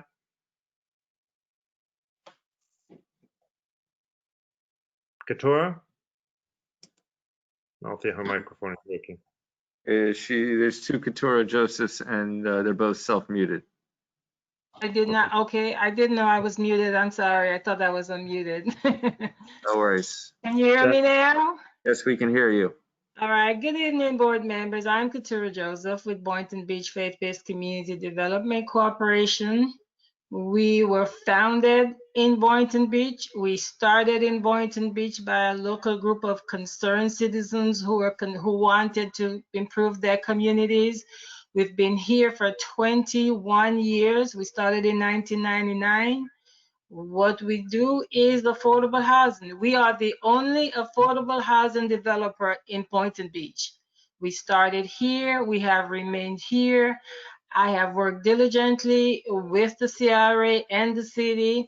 We're finishing up a project right now with Habitat and Us at the city and the lots are by Point Siena Elementary. We have documented experience in this community. We're known in this community. And we are partnering with Azure on this project because we believe in the project. And we believe in what they're trying to do. We believe in their concept of involving community people. What our role will be in this particular project is to make sure Boynton Beach residents have access to those homes. We don't want the gentrification. We don't want people from outside coming in and not making it available for local Boynton Beach residents. So we will be involved with trying to help market the project. We will do all the education. That's what we're good at doing, providing intensive home buyer education, preparing these buyers from the day ground is broken to get them, do fiscal budgeting with them, do financial education with them, home buyer education and counseling with them to make them ready. What we do is we not only get them ready for a mortgage, we walk them through the mortgage process. Where there is down payment assistance, either from the county or the city or even the state, we bring it into the project. We help them access the down payment assistance to make their purchase affordable. So I am really excited. We started in Boynton Beach to address housing issues in the heart of Boynton. This project is located in the heart of Boynton, and we're excited to be a part of this in whatever way we can. Frank, I'll turn it back over to you. Thank you. I can answer any questions if anybody have any. Thank you, Kithor. I believe the rest is pretty much in the RFP. The house have been worked to be in the $265,000 range for a brand new full house. There's some pictures of the finishing that we're accustomed to in the RFP package. I did not include them in the presentation. But if you have any question that we may be able to answer in terms of that project, I'll be we would be glad to answer. Thank you.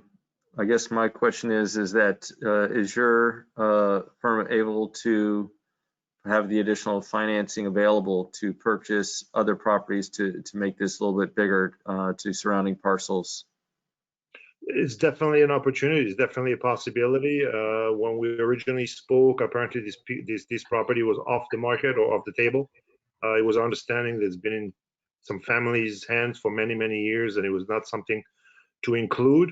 But at the last meeting, some lady said that there would be an opportunity to work something out, and we're more than open to include whatever properties that we have that we might be available. Should obviously we work on this project. Okay. Thank you. Is there anyone else from the board that has any questions? All right, seeing none. Thank you so much for your presentation. Thank you very much. Thank you. Our next applicant is the Pulte Group.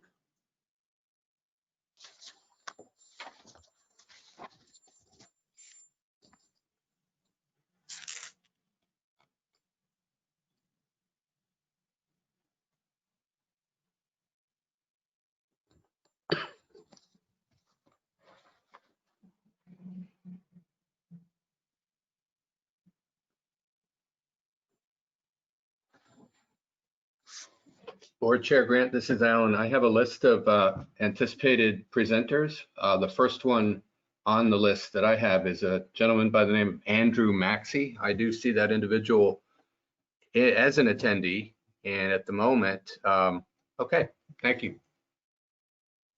Mr. Maxey, are you available? Yes, hi, good evening, Board Chair. If you could go ahead and advance to the next slide, please. All right, is there anyone else that needs to be unmuted? Yes, if you could please unmute Ame Carlson. as well as Charisma Adams.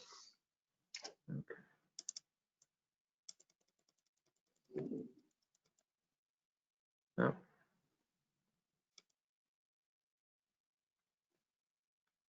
Here's Ame. And then you said Teresa Adams? Yes, please.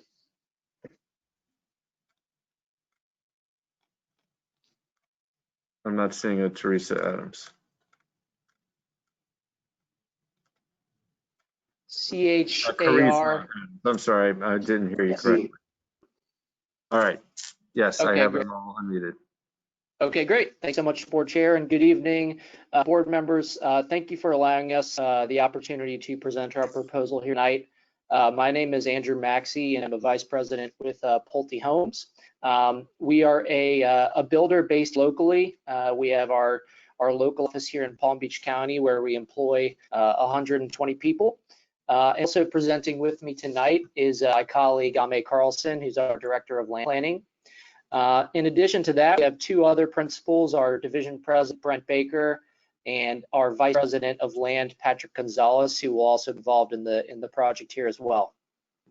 So locally, we manage, as I mentioned, a team of 180 people. The management team here has combined, 60 years of experience in real estate and home building.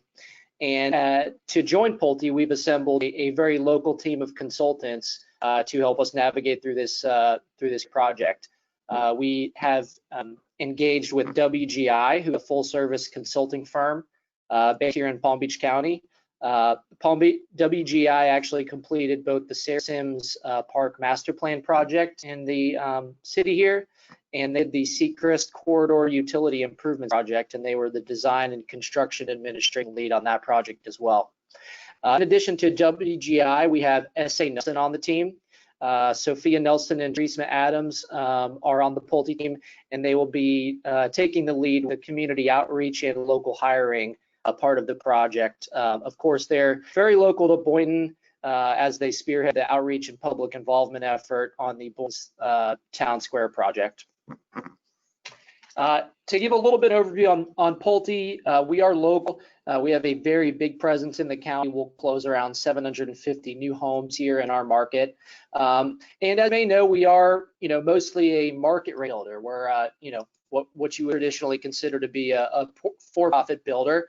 But through the county's workforce housing program, we've gotten more into doing more of these affordable housing develops. And most home builders traditionally have opted to pay the buyout fee for the workforce units, but he has made a commitment here, locally to be a leader on this topic and bring some affordable units to the market, which are very much needed in Palm Beach County right now. So we have a project, a new all workforce housing project called Mary Place that we're very proud of.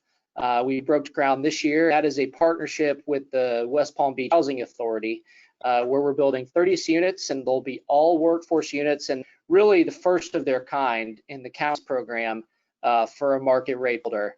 What's great about this project is we're targeting the lowest two categories for income. So all these sales prices will be under $200,000, and we'll actually get our first closings on this project next year, so early next year. So we're very excited about that. In terms of financial strength, Pulte pays cash for all our deals. We have no lender, and that's for both the acquisition and the construction of the project. So we'll have no subsidies on this project. The Cottage District project will be no different. We'll self-fund the project, and we do not intend to make a profit on the project. In addition, we weren't intending to use any type of TIF financing, and nor will we ask any of our future buyers to have any additional tax burden that they otherwise would not have had. As far as the affordability of the units, our project is a little bit unique that we're actually offering to sell these units in all four categories within the workforce housing code. So we're capturing buyers within MIs between 60% and 103%. So what that means is 1/4 of the units, so 35% of our 40 units, so 10 units, will be in the lowest pricing category for the county. So we're going to be selling 10 of these units for $166,000. When you look at what the median new home price is for townhomes in the county, it's around $400,000. So this is priced, well over $200,000 below what the average new townhome is in our market. So, we're going after, buyers with combined household incomes as low as $47,000. So we're really going after the affordability component. And given that we are a market builder and we have other obligations on projects, we're naturally incentivized to build this project quickly and at an affordable price point. In terms of the total payment to the city, the fourth bullet point there, we are proposing to pay for the property. So our intention is to pay an amount around $452,000. That'll be made up into two payment buckets. The first will be $200,000 that's paid when we buy the property, and then the balance will be in the form of a marketing fee, which I'll explain a little bit later in the presentation. And then finally, we do have a commitment to hire locally. We've hired S.A. Nelson to help us navigate that process. But the great news, we already have several local trade partners that are already working in the city of Boynton, and those are already existing relationships that we have. At this point, I'm going to turn it over to my colleague, Ame Carlson, who will take through our proposed site plan, as well as go through the architecture. Thank you, Andrew. And if you can please advance to the next slide. Okay. Good evening, CRA board and staff. We're very excited to share our proposal for the Cottage District with you tonight. So our plan was created after careful review of the CRA plan, the design guidelines that were included in the RFP, feedback from the surrounding community and its desires, as well as the requirements listed in the RFP.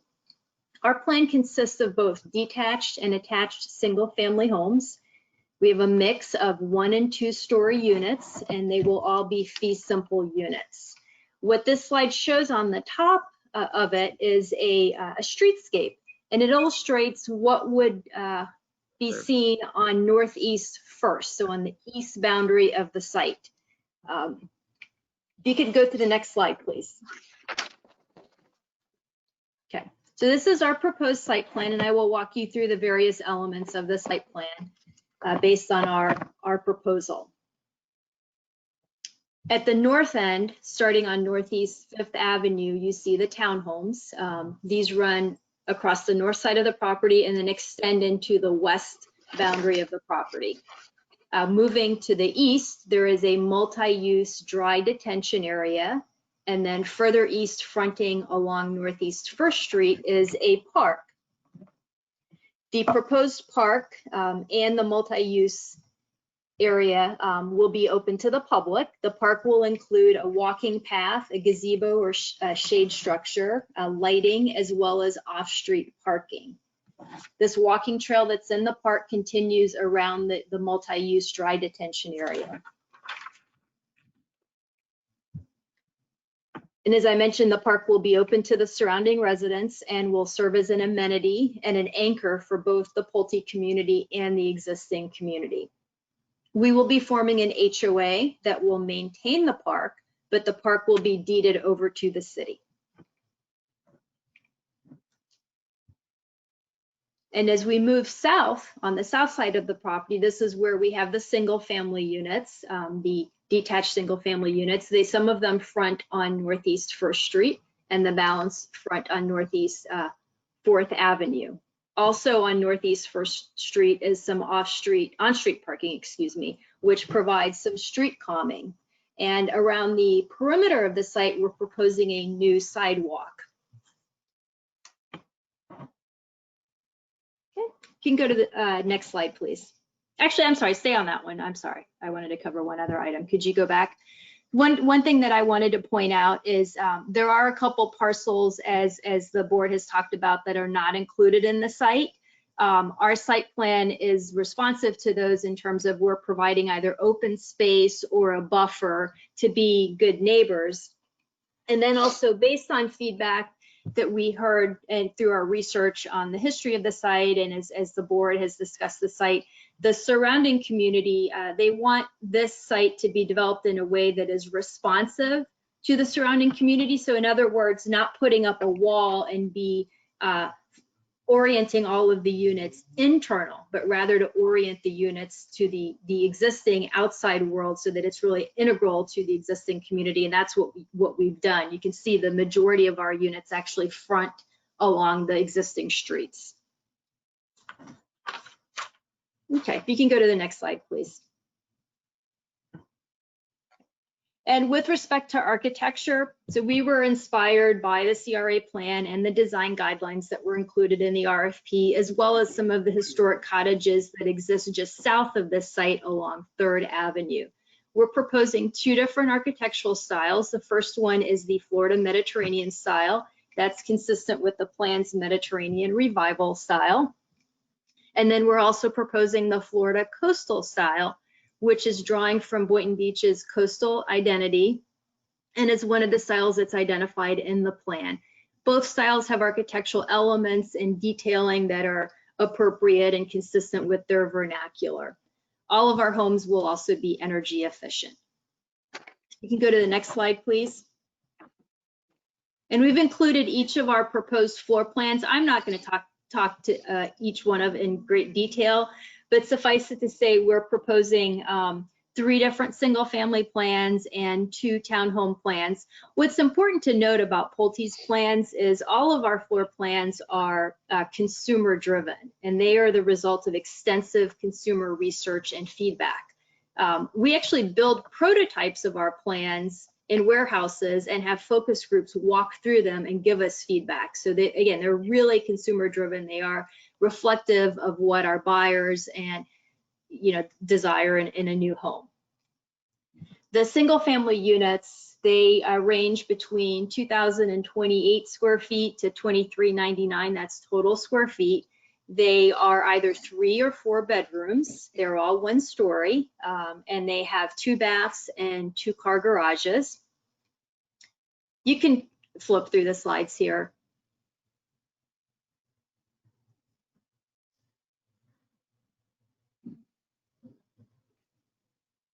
And when you get to the next one, if you can pause there, thank you.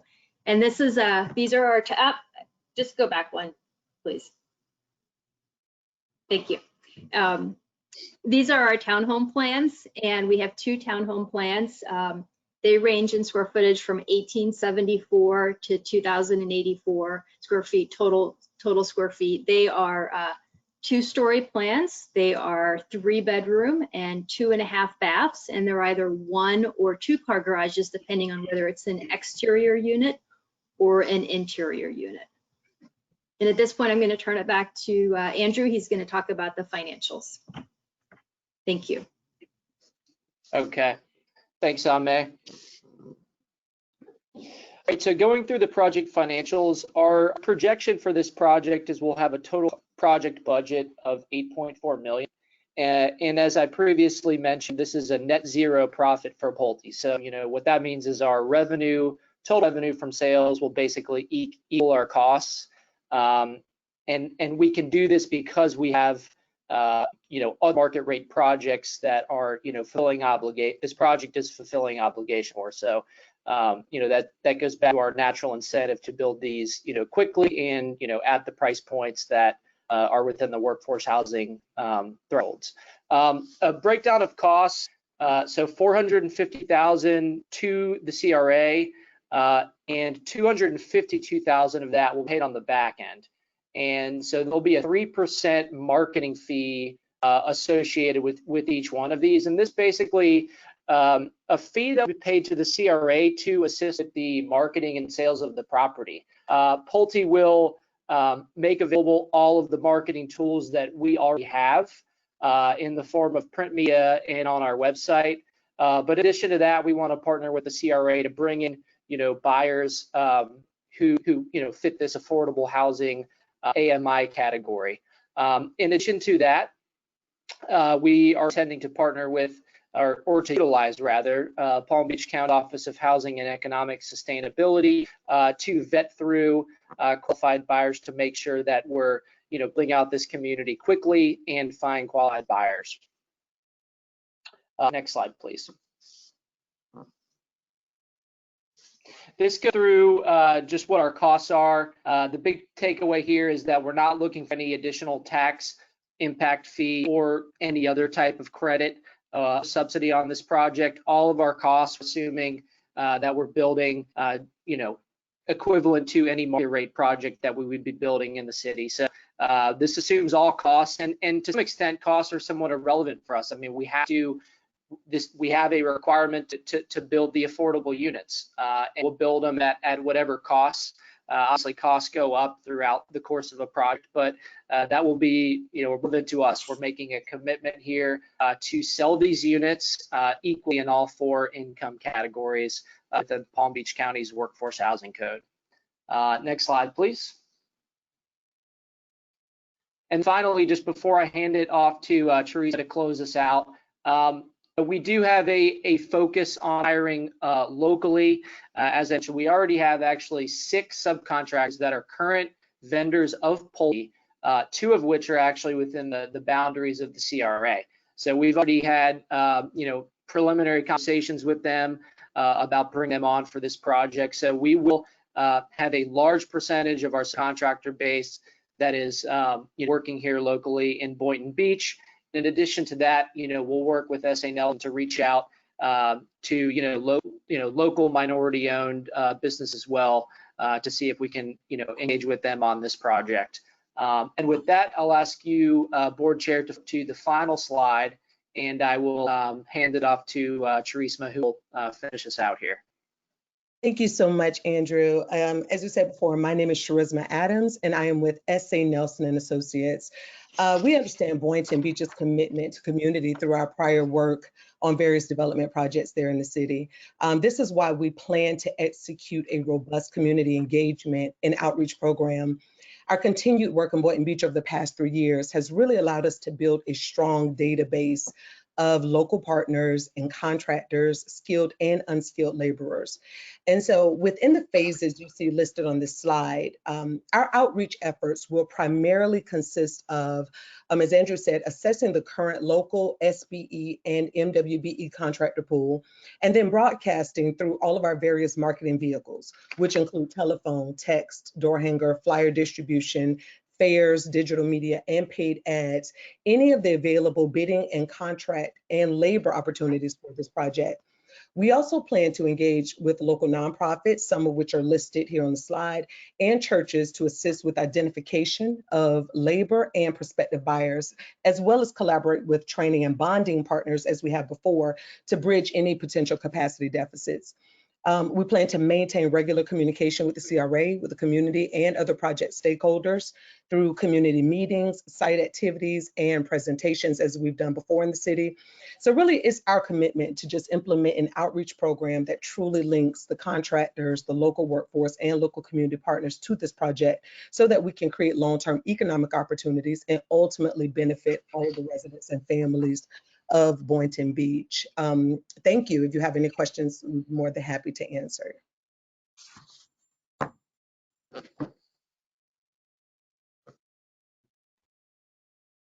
Mr. Maxey, is that the conclusion of the presentation? Yes, that concludes our presentation, and we'll be able to answer any questions that the board has. Thank you. All right, thank you. And as I mentioned with the other 2 applicants, what is Pulte Homes' flexibility to change their current site plan if there are other properties that are able to come in within the contract negotiation time with the CRA? Yeah, certainly if there was a willingness for the properties to sell and there was a deal that could be made with them, Pulte is certainly open to incorporating some additional properties, into the plan. Okay, so the answer is yes, you have the flexibility to change the project and design. To absolutely. work with. Okay, thank you. That's my question. And so, is there any other questions or comments from the board?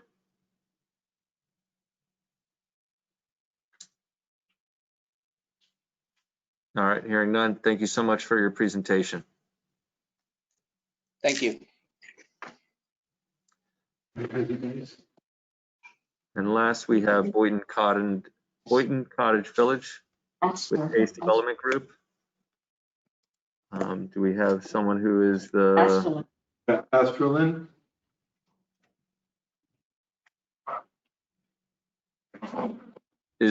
I'm sorry, I was getting a couple different people speaking at once. Who needs to be unmuted? Astrolin, or Astro Josu? Okay, I'm gonna have to ask you to spell that for me. It is ASTRELAINE,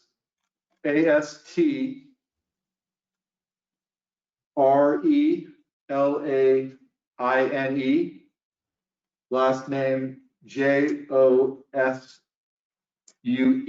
I don't see him going down the group as well. Is there anyone in the audience from the from ACE Development that perhaps is here that did not provide a name? If they could raise their hand.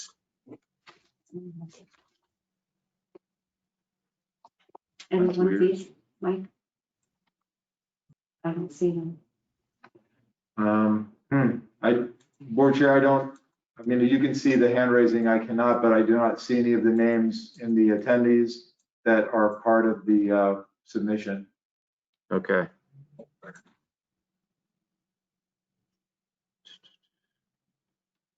I also do not see an Astralind. And so. Ronnie Boyce, Bronstein. Yes, sir. Yeah, we've gone through the their key personnel page of their response, and I don't see any of those 4 names in the attendees this evening. All right. You know, I've looked through their presentation. They have 15 slides, so if you want to scroll through just to be part of the record, Alan.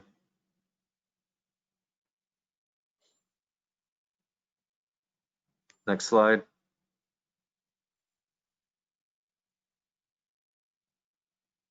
Next slide. Next slide. And you, every 10 seconds, you can just go through the next slide. Thanks.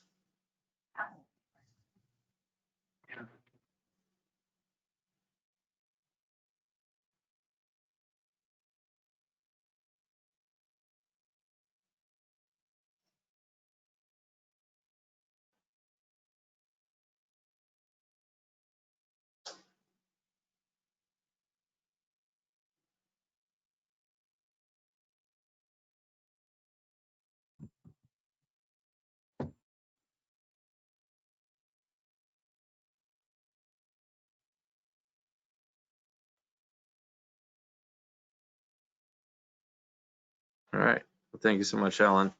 And I also think that this also exceeds the limits of the current zoning for the cottage district as well.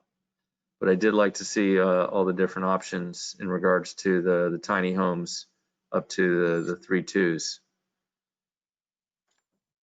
And what else? And so I think that's it.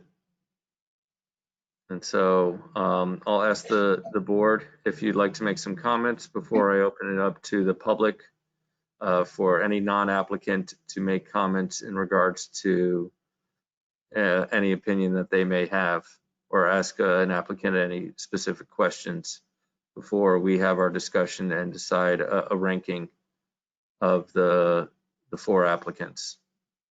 Chair, my only input would be that, in my personal opinion, I feel that the last applicant, that no one was there to represent them, and from what you said, I'm not sure if staff can verify that, if they're not following our city codes and ordinances and whatnot. I think that one should be disqualified. Yeah, whether we disqualify them or rank them last, I believe it's the same thing. Okay, that's my opinion. All right, thank you. So if you want to make it in a motion to remove them as an applicant? I do not. I would just rank them last. Okay. Thank you. And so I'm going to open up to the public. If anyone who is a non-applicant would like to raise their hand or ask a question and make a comment, now would be the time. Otherwise, I will open it up to the board.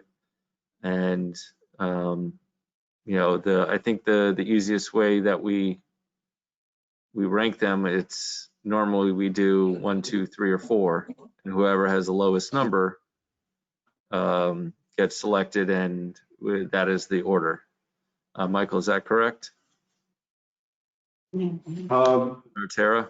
Or what? That is the way that you can. Go ahead, Tara.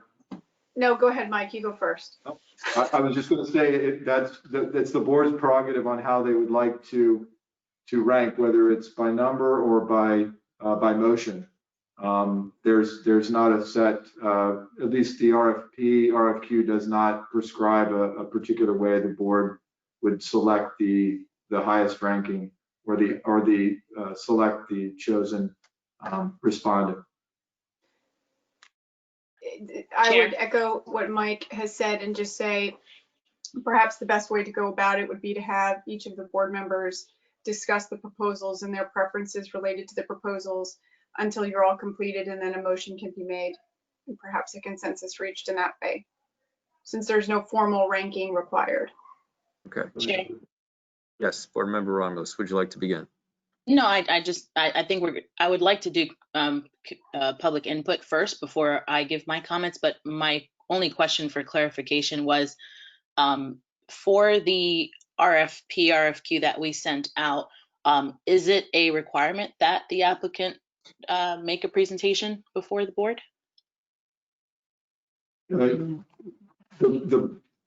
Well, they're all notified that is a process that they will, subject themselves to or agree to as part of the RFP. It's not a box to check off, but it's part of the schedule for approval. So I would say that all of the respondents and proposers were notified to attend the meeting this evening, and they were provided links in the agenda, and you can see who's here this evening.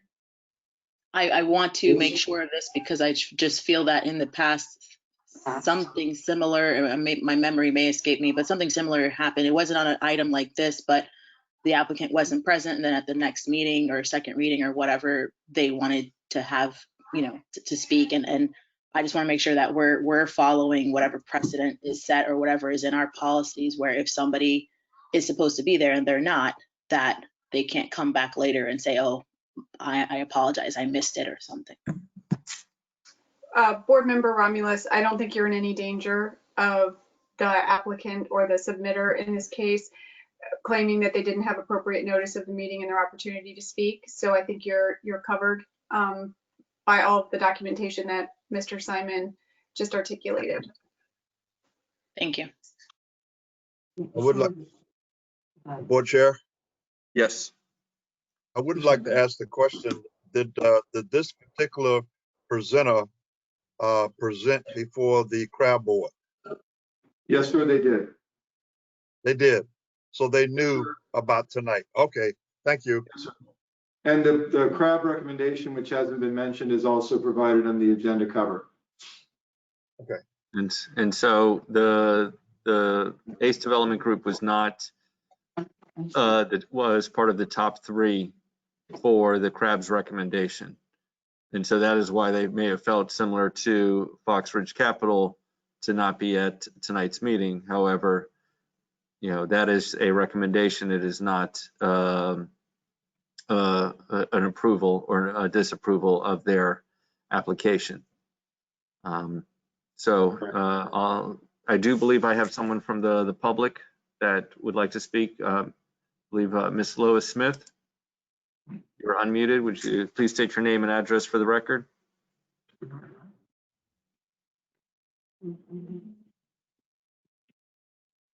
I'm having trouble hearing you. I do see that your microphone is unmuted, Ms. Smith.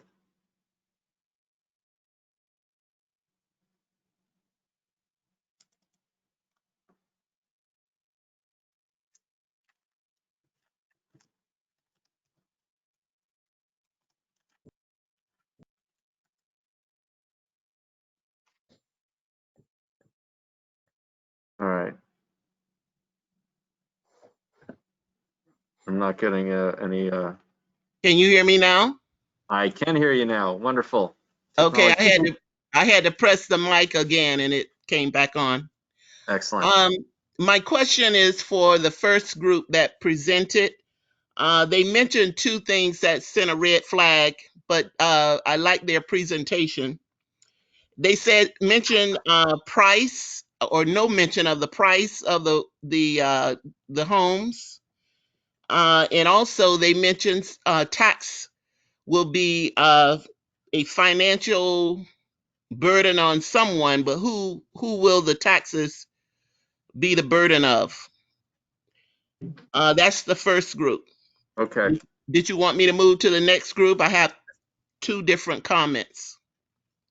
So hopefully the applicants are writing down your questions and they will have an opportunity to respond after public comments. Okay, so the other part of the presenter for number one, they mentioned a HALO project where they will take the current residents and upgrade their homes during this time of redevelopment. I would like to know a little bit more about the HALO for the current homeowners. And the second, I believe the Pulte mentioned HOA fee. What are the HOA fee and is it a must? That's it. All right. Thank you.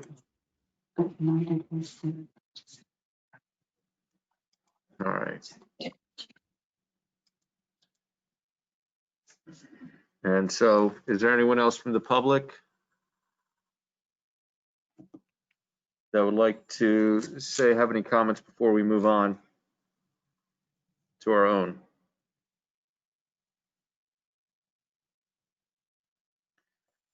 I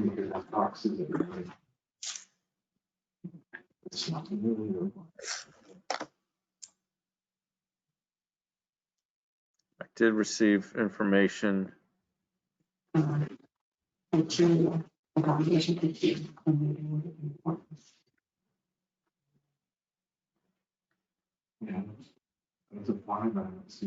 right. So I did receive a public comment through email from Barbara Reedy, 3001 Baez Bay, Boynton Beach, Florida. It states, greetings to all. Having read the RFP that the CRA put out regarding the CRA's Cottage District, I would like to share some thoughts with the CRA board. Your RFP is not entirely clear whether you're looking for workforce housing or affordable housing. Of the two, workforce housing represents adding potential citizens to our city who are better able to contribute financially to our tax base, and it is preferable as we hope to improve our image and attract new businesses to our downtown. While all of the proposals were interesting, I find that the Boynton Beach Cottage District and their offering of adding 3 green spaces to our city to be the most beneficial for the residents of that proposed neighborhood. As I remember, the original intent of the CRA Cottage District was to have it embrace historic cottages in its concept. As a big supporter of preserving our history, I find the photos of the housing styles of the Boynton Beach Cottage District group to be beautiful and more desirable as they reflect what remains of our historic Spanish Mediterranean homes found on Northwest First Avenue. I hope you will consider my thoughts. Thank you for your time. Chair. Yes, Board Member Rondos. Just for the sake of clarity, I would like to just comment on the individual who you just read their comment into the record. It bothers me when individuals want to, try to pigeonhole or make it seem as if affordable housing is something that is taboo or bad compared to workforce housing. That is, in my opinion, some BS, and that is code for some, just very prejudiced thinking. So I would like to make sure that we understand that affordable housing versus workforce housing, it's all housing and they're all people. It's just a matter of where on the spectrum that they lie in terms of how much income they make on an annual basis. So enough with the different, prejudiced rhetoric and thinking that because people fall in different brackets of income, that they don't deserve to be in our community or that they don't deserve to get housing in our community and something's wrong with them. And we don't want to attract them here because they will bring a bad element, quote unquote, to our community. I'm sick of it. Enough. Board Member Romulus, everybody has the right to their own perception. The term affordable housing means a lot of different things. For example, affordable housing to my, brother or sister in different parts of the country, our market rate is affordable. Chair, don't I'm gonna let you speak, so I get to speak. Please, I've said what I've said, and that's all I wanted to mention. I don't need you to understand what you said. I understand what affordable housing is versus workforce. I get that. You don't need to explain that to me. Of all people, I'm not explaining. I'm just explaining that these terms are not prejudicial just by their nature of the terms. Read the comment. I understand your perception, but I just want to let let the community know, saying affordable, workforce, or subsidized, or attainable, they're all adjectives, and that we create our own perception of what they mean. So I agree with you that you are correct that affordable housing may deem it is to a certain particular people of heritages, but it does not necessarily define it by that. And that's something that we as a city have to understand and acknowledge our own perceptions of what these terms mean. Understood. So I want to thank you for your comments, because I agree with you that we need to make sure that all people have access to these homes. Agreed. And if I'm wrong in misinterpreting what she said, then I'll accept that. But I wanted to make sure I stated that for the record. Thank you. And I appreciate that you did. All right. And now let's move on to the board's comments in regards to what we feel who is the best applicant. I'll begin. I'd like to thank all of our applicants. Each of them had their own flavor or perception of what we were expecting to have with the RFP. I think the CRA board did a great job of picking their top 3 candidates, and I'd like to move from their 3 with the Boynton Beach Cottage District. I feel that they do offer quite a bit. I was kind of wasn't as pleased as the other ones because they didn't offer the 2-story houses, 2-story townhomes that the other ones did, which would provide more house and tax space, but it makes it more affordable. In addition, I did like it how they have worked with the adjacent property owners to secure more land, and that is something that, as a CRA board, I'm okay with subsidizing this so that it is affordable for the workforce that is going to move in there. The next applicant was Azure Equities. I did like their ideas. I did, but I wasn't really happy with the carport versus a garage. A garage is definitely multi-use, and the fact for myself is that it's used for storage as well as a garage, as well as the space for a car. So in addition, they're requesting funds from the CRA to move forward, and so I would have to rank them 3. In regards to Pulte Homes, we are in a fortunate position to have something that they need in regards to building workforce housing in Palm Beach County. As they mentioned, they are giving us the best price point for our some of our future residents, because they're allowing people from all spectrums, affordable and workforce, to move in to that location. I did like their design. One of the concerns that I have is that their flexibility in working with the adjacent property owners and that halo effect. And speaking of which, I forgot to have the applicants answer their questions, answer the public's questions. So after I'm done speaking, if the board would like to make their comments, or would we want the applicants to answer the public's questions? Chair, I'd be in favor of hearing the responses first.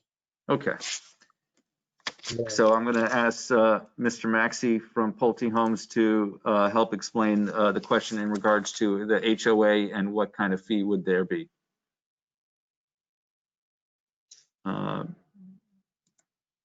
Mr. Maxey, you're unmuted on my end. Okay, thank you, Board Chair. So the intention would be to create an association. I think that is a better approach compared to not having one, so we can maintain the community properly. There's also going to be, the public park, which will ultimately be, did to the city, but there'll be some maintenance responsibilities which the association will need to be involved with.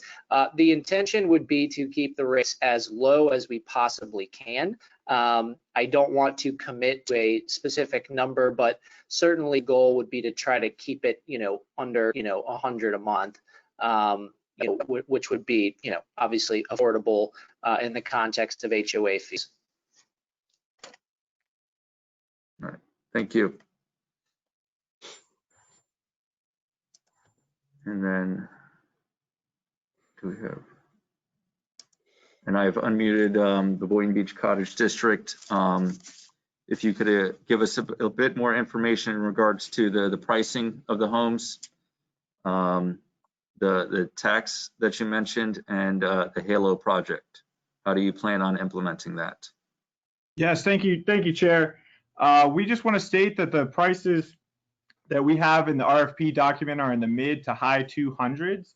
They meet the 140% AMI requirement, but we are flexible in pricing. We do want to work with the CRA to find a price point that works for the community. Secondly, the question about the tax burden, there's no tax burden. The comment was on TIF funding. This is taxes generated to the CRA, so no tax burden there. And lastly, the Halo program. We would like to partner with the CRA to provide some funding for exterior improvements to the other houses on the block. This could include paint program, something along those lines. This was a comment that we heard from the advisory board meeting last week. We love that idea and love to incorporate it into our plans. So we would love to work with you guys on that. And I guess I'm going to also add the question, do you plan on having an association for your for homes that you build? Yeah, hey, how's it going? Nicholas Haney. So initially we did not propose an HOA, and there's a new number of reasons that we chose not to go with an HOA. It flowed with the property better. However, and there's added cost for an HOA. However, we are flexible in that, and in addition, whatever HOA cost there is, we could adjust sales prices to houses to incorporate that cost into a normal payment. Again, we are flexible, but I do think that a non-HOA would create more city jobs, in that facility to make the properties better. But again, we are flexible, and we can adjust price upon HOA. And I would just add to that, this is Farrell Tiller here. Another reason we did not decide to go with an HOA, we looked at the surrounding neighborhoods, and the surrounding neighborhoods did not have an HOA as well. So again, we wanted this project to mesh with the fabric of the community. We want this project to be treated like its neighbors, and not its own project on its own. So that was part of our reasoning, but again, we're flexible. If it's the desire of the CRA to go with an HOA, we are happy to do that as well. Okay, thank you. All right.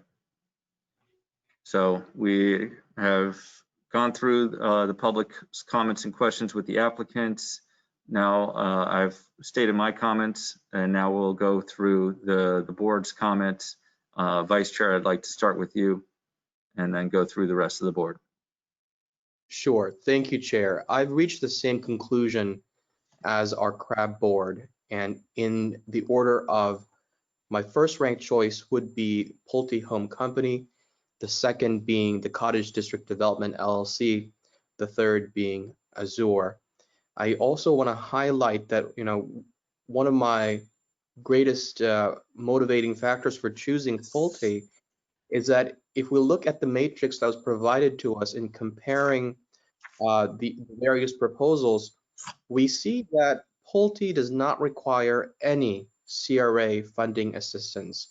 I think that is a very significant point. And not only are they not asking for any funding assistance, but they're not asking for money for the land to be given to them, to be donated to them.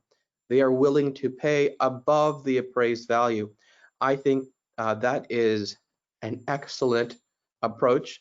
And they start off with 200,000 and then some up to 450. And on top of that, if they're not asking for additional funding or any funding, and they're not asking for fee property, that will free up some of the funds that we have, and we can use that for other projects.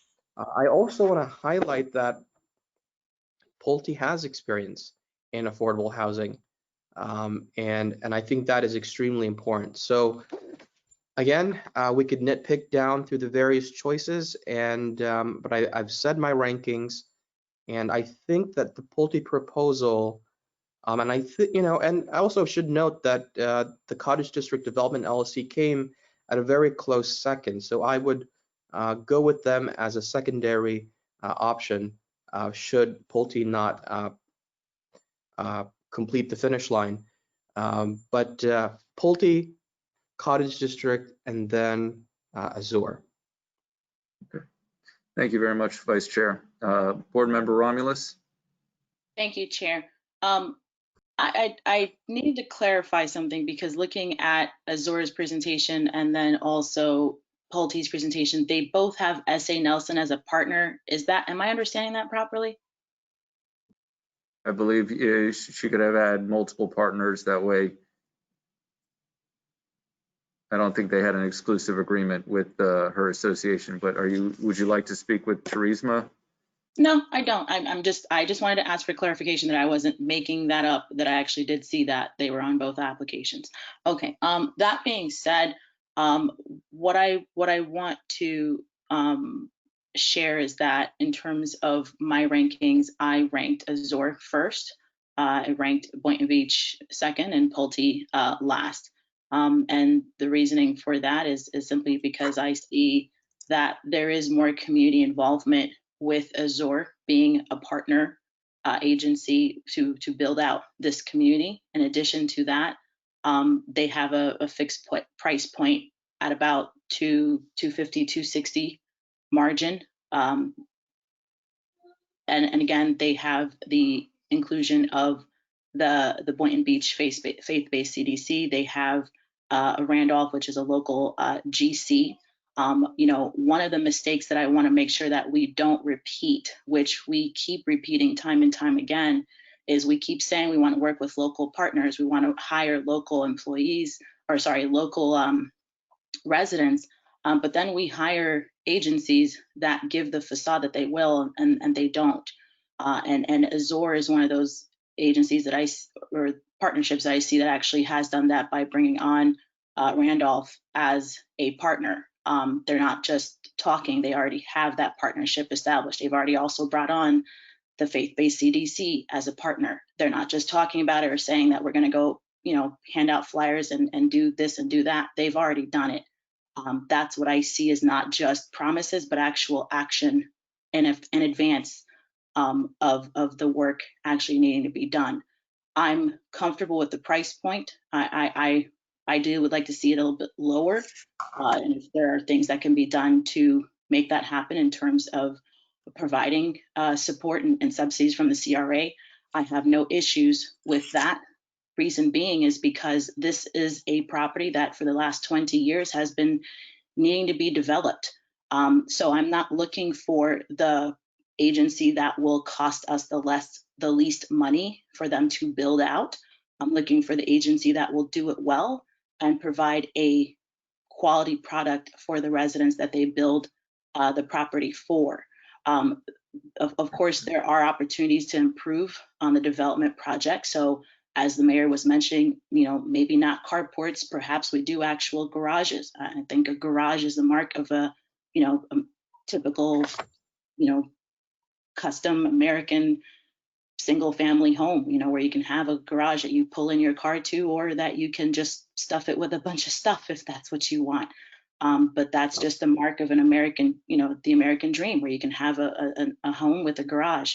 So that's what I'd like to see. And I think those changes can be made. I don't necessarily believe that this project that they're proposing is set in stone. So those are some of the changes that I would propose. But I feel that the proper ranking, and the ranking that allows for the most community buy-in, the most community support, the numbers in terms as well of partnership. I think their numbers were 15 to 20%, whereas I think I only heard 10% from the other agencies in terms of minority partnerships and everything like that. So that's my ranking. It's Azure, it's Boynton, and it's Pulte. Thank you. Thank you. And Vice Michael, Executive Director, was the CRAB recommendations that you provided us, was that in their order, or was that just their top three?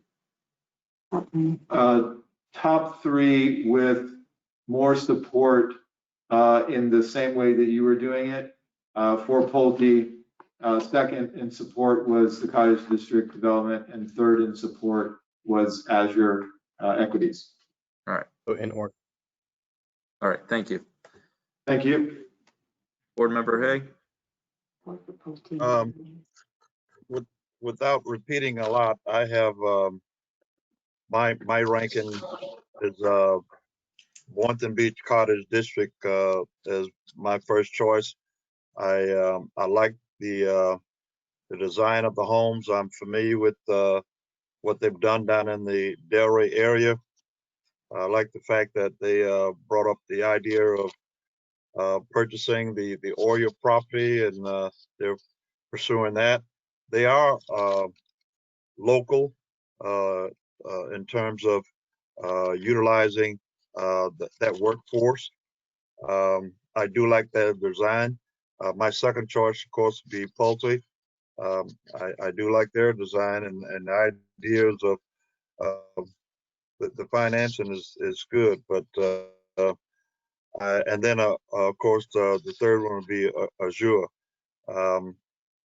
So I have them ranked, if you want to call it that, as Boynton Beach Cottage District Development, Pulte, and Azure. So I don't know if you, I'm not going to go back through. I agree with a lot of what's been said already, but as I see it, one of the challenges that I have, and I guess we can look at this later on, because I think we are looking at how they responded to the questions in the RFP. But I do have a great concern about the irrigation of the water, because we don't want them dumping that water on the city, and we having to address it. But I guess that can be talked about later. But that is I want to know what they're going to do about that. That is a concern of mine. And I do like the idea of the solar power lights that the Cottage District group brought up. So I'll just stop there. I would like to say again, though, that they do hire local people. A minimum of 10%, they said, but I like to see that be more. All right. Thank you. And Board Member Katz? I have a quick question, I guess, for Cottage District LLC, if they can answer. I agree that I've said it in the past, I have preferential desires towards townhouses because it creates more living space, and on the same footprint, essentially, you get more space for the family or whoever lives there. And per previous comments from board members, that these aren't whoever's accepted, it's not etched in stone. They got to do exactly what they said or what they presented. But can Boynton Beach Cottage District LLC respond if they are capable and willing to incorporate townhouses? Because unless I'm confusing them, I didn't see 2 stories in their presentation. So Boynton Beach Cottage District, you are self-muted. Okay. Hey, how's it going? Nicholas Haney again. We're flexible again as far as 1-story versus 2-story. We believe that the 1-story townhouses are efficient and they are easier for the end user to maintain and take care of. But again, we are flexible, and we'll do kind of what the CRA and the local community really wants. And we're definitely in tune with that. Thank you. So if with that being the kind of tiebreak for my first place ranking, I would put the Cottage District LLC as my number 1 under the assumption that, per what they just said, they'd be willing to incorporate 2-story townhouses, which I prefer. And then Pulte number 2, and then Azure number 3. Okay. Thank you. And, as for myself, I think, all of these developers would add benefit to the city of Boynton Beach. And, the main thing that, pushed it over for me with the Boynton Beach Cottage District is that their willingness to work with the adjacent property owners, because, whatever development that worked, that gets built affects them the most. I believe what they're saying, that they're fully self-financing, and I think we'll add the benefit. And similar to what Board Member Romulus stated, is that I'd like to work with whatever future tax incremental funding to help make this project better, because we only get one opportunity to build, and so let's do it right from the start. So I'd like to do with Boynton Beach as number 1, Pulte as number 2, and Azure as number 3 as well. And I believe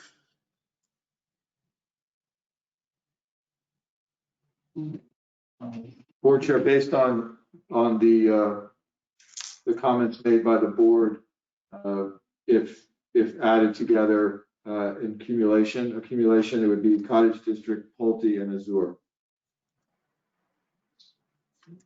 Cottage District LLC.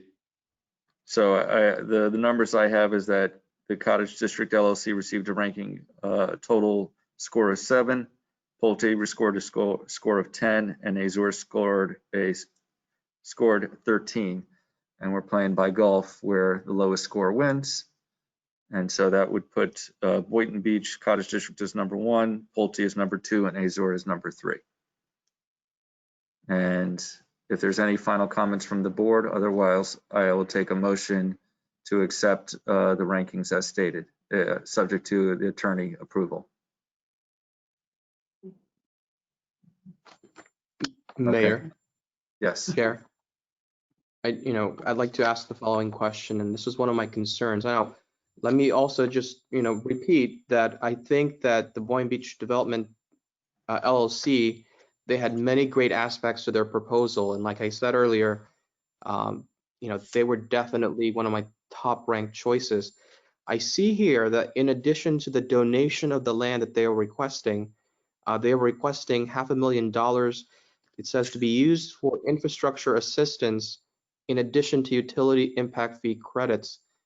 How would we go about providing these funds?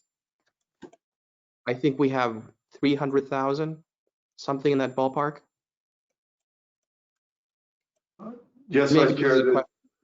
Executive Director.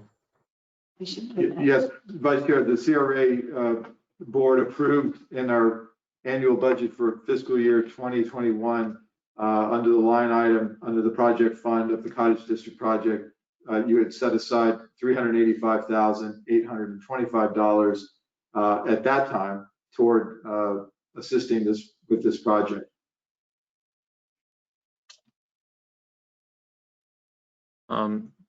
Vice Chair, where did you get that number in their presentation? I got this from comparison paper. It was one of the attachments. This is how I'm evaluating all of the proposal. I think it's towards the bottom, Chair. Overall comparison spreadsheet. Okay, thank you. You're welcome.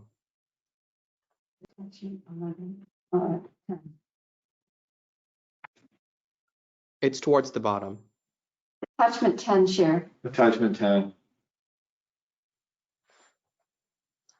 It's under the category of what the proposers, we asked in the RFP for the proposers to identify what they are seeking from the CRA as part of the response rather than, having them present it this evening. So it's actually part of the response.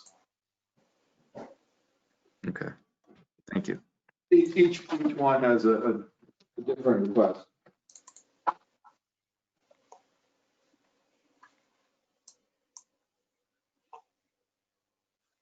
So my question, Chair, was just, clearly this is the will of the board, but how do we go about filling that gap? And that's a discussion we're going to eventually need to have. Well, if you'd like for me to answer, Chair, I can, or I can allow you the opportunity. No, if you'd like to speak. Sure, yes, sir. Well, we obviously have, Vice Chair, you have the set aside already, identified the 385,000, and the difference could be made up in next year's budget because this project won't need, and we wouldn't want to provide funding for work that isn't done yet, right? We would want to provide funding after the fact. So that gap of roughly, $115,000 could easily be made up in the following year's budget. So that's how it would come from your annual TIF revenue, just dedicating that funding to that cost. All right, understood. Thank you, Michael. Yes, sir. But I want to make it clear that the CRA, the utility impact fee, we don't have, and the county, any kind of county impact fees, we don't have the ability to offset those as a CRA. So they may already know that actually, but okay. Thank you. Thank you. So, did I do it wrong? Okay.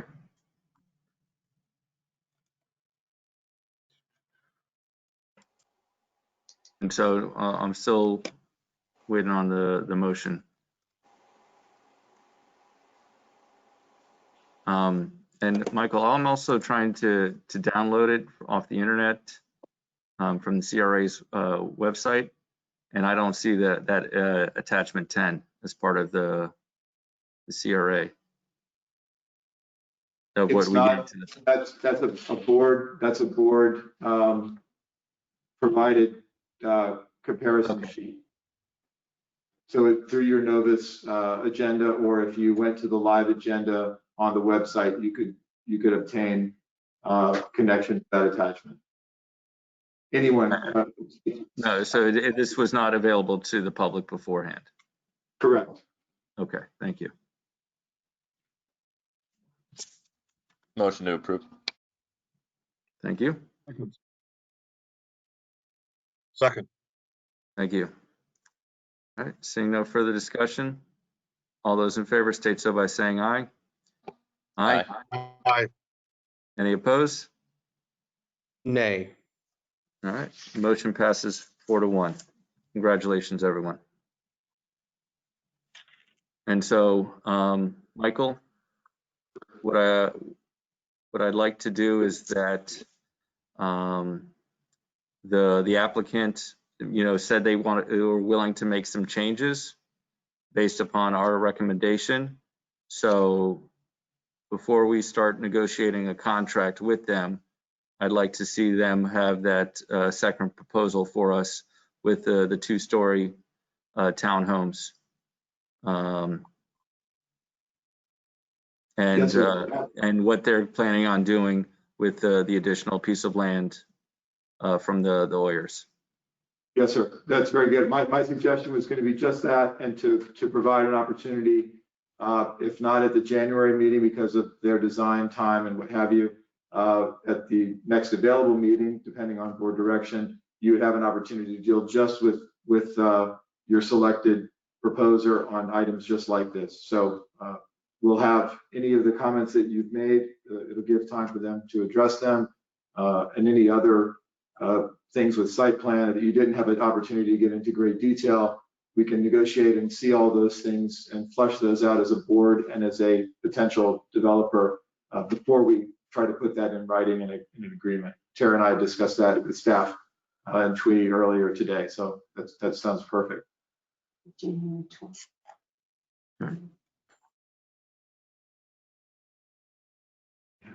Yeah, it's taken, we'll do by now. Okay. Great. So thank you. I'm going to request a quick 2-minute recess so I can stand up and stretch a little bit before we move on to our next LOI. Is that okay with the board? Yes, sir.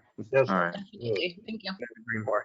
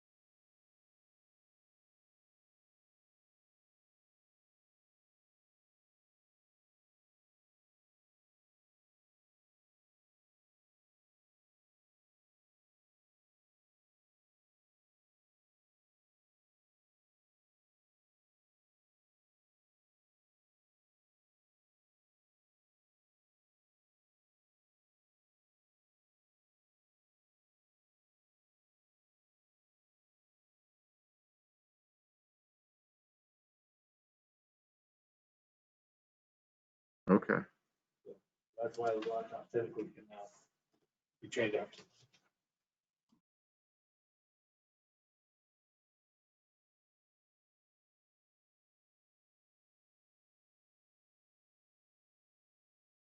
All right.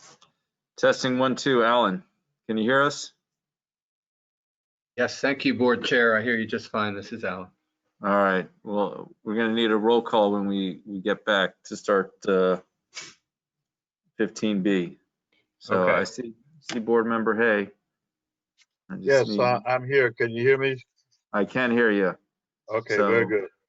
when Board Member Romulus and Board Member Katz are on the dais, hopefully they'll announce it. I am here. All right. So I got confirmation. And Vice Chair Pinsurga. I am here. All right. So we're all together now. Thank you again for having that little stretch break. We're ready to get through the rest of the agenda.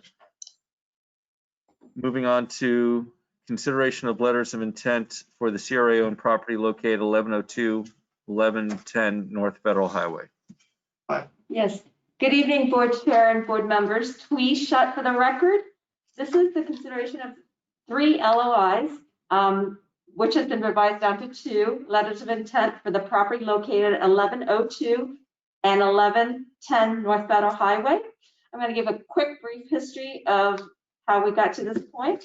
The CRA purchased the property at 1110 North Federal Highway back in 2017 for $170,000. There was a structure on the property which was later demolished through the Solid Waste Authority grant because it was contributing to the slum and blighted condition in the area. Thereafter, working with the city also, we felt that that property needed to be demolished because there was not the ability to rehab the property, and really the parking, any other uses could not be backing out to US 1 Federal Highway. So fast forward, the city also got the appraisal for that property back in July of this year, and that property with a vacant condition is appraised at $158,000. Again, on July 14th, the CRA received its first letter of intent from WPBR Radio to purchase the property. That you can see the original letter of intent in attachments 3 and 4 for the purchase price as well as the funding. I'm not going to go more into that because WBPR has revised their asking, and working in conjunction with the second team that submitted the letter of interest, BDH Consulting. They will be able to give you more of what they're offering combined with the 2 entities that wishes to develop the property. During the public notice period, that's when we received the letter of interest, the second letter of interest from BDH Consulting Group. On August 22nd, we received a revised letter from the original group, WPBR Radio. Again, at the September 8th meeting, the board approved to table the item because the CRA has received notice from the city that the adjacent property, which its address is 1102 North Federal Highway, is being transferred to the city through a settlement agreement with the property owners, the Eccles. Since then, also on November 6th, the CRA received a third letter of intent from Mr. Tim Collins of Fish Depot, which is a restaurant located at the south side of Northeast 10th Avenue. The address is 1022 North Federal Highway. The letter of interest, Mr. Collins' letter of interest, is in attachment 5 along with his proposed site concept. So the city received the transfer of property from the Eccles back on November 4th, and since then has deeded the property to the CRA for disposition. Last month's meeting, the CRA board accepted the ownership of the second parcel of land, and we also publicly noticed it on November 12th.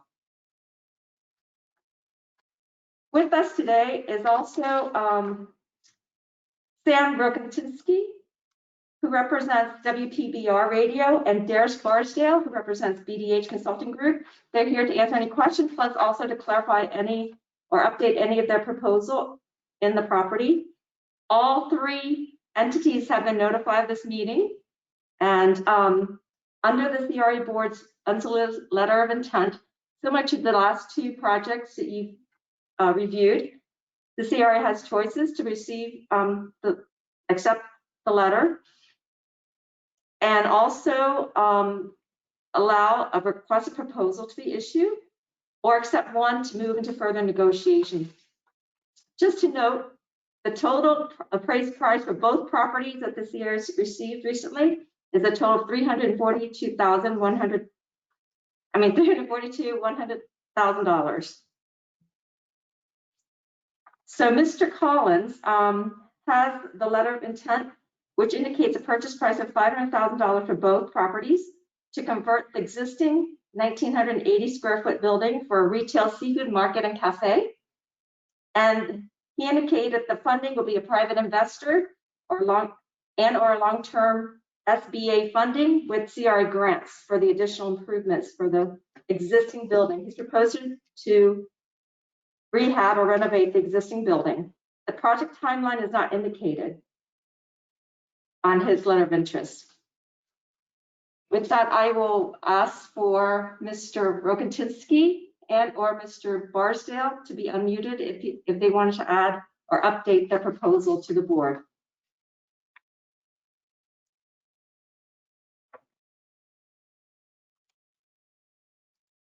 Hi, how are you? I'm unmuted, I think. Can you guys hear me? Oh, yes, we can. Okay. How are you, everybody?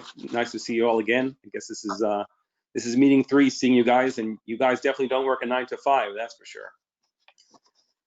So I wanted to add that since our last meeting that we had on with the CRA board, we continued our conversations with the CRA, and it was suggested at the time that since both pieces now were available to do a project, it was suggested that the best thing to do, because one piece was so small and we couldn't really get anything good on it, it would be best to put them together, which we were waiting for.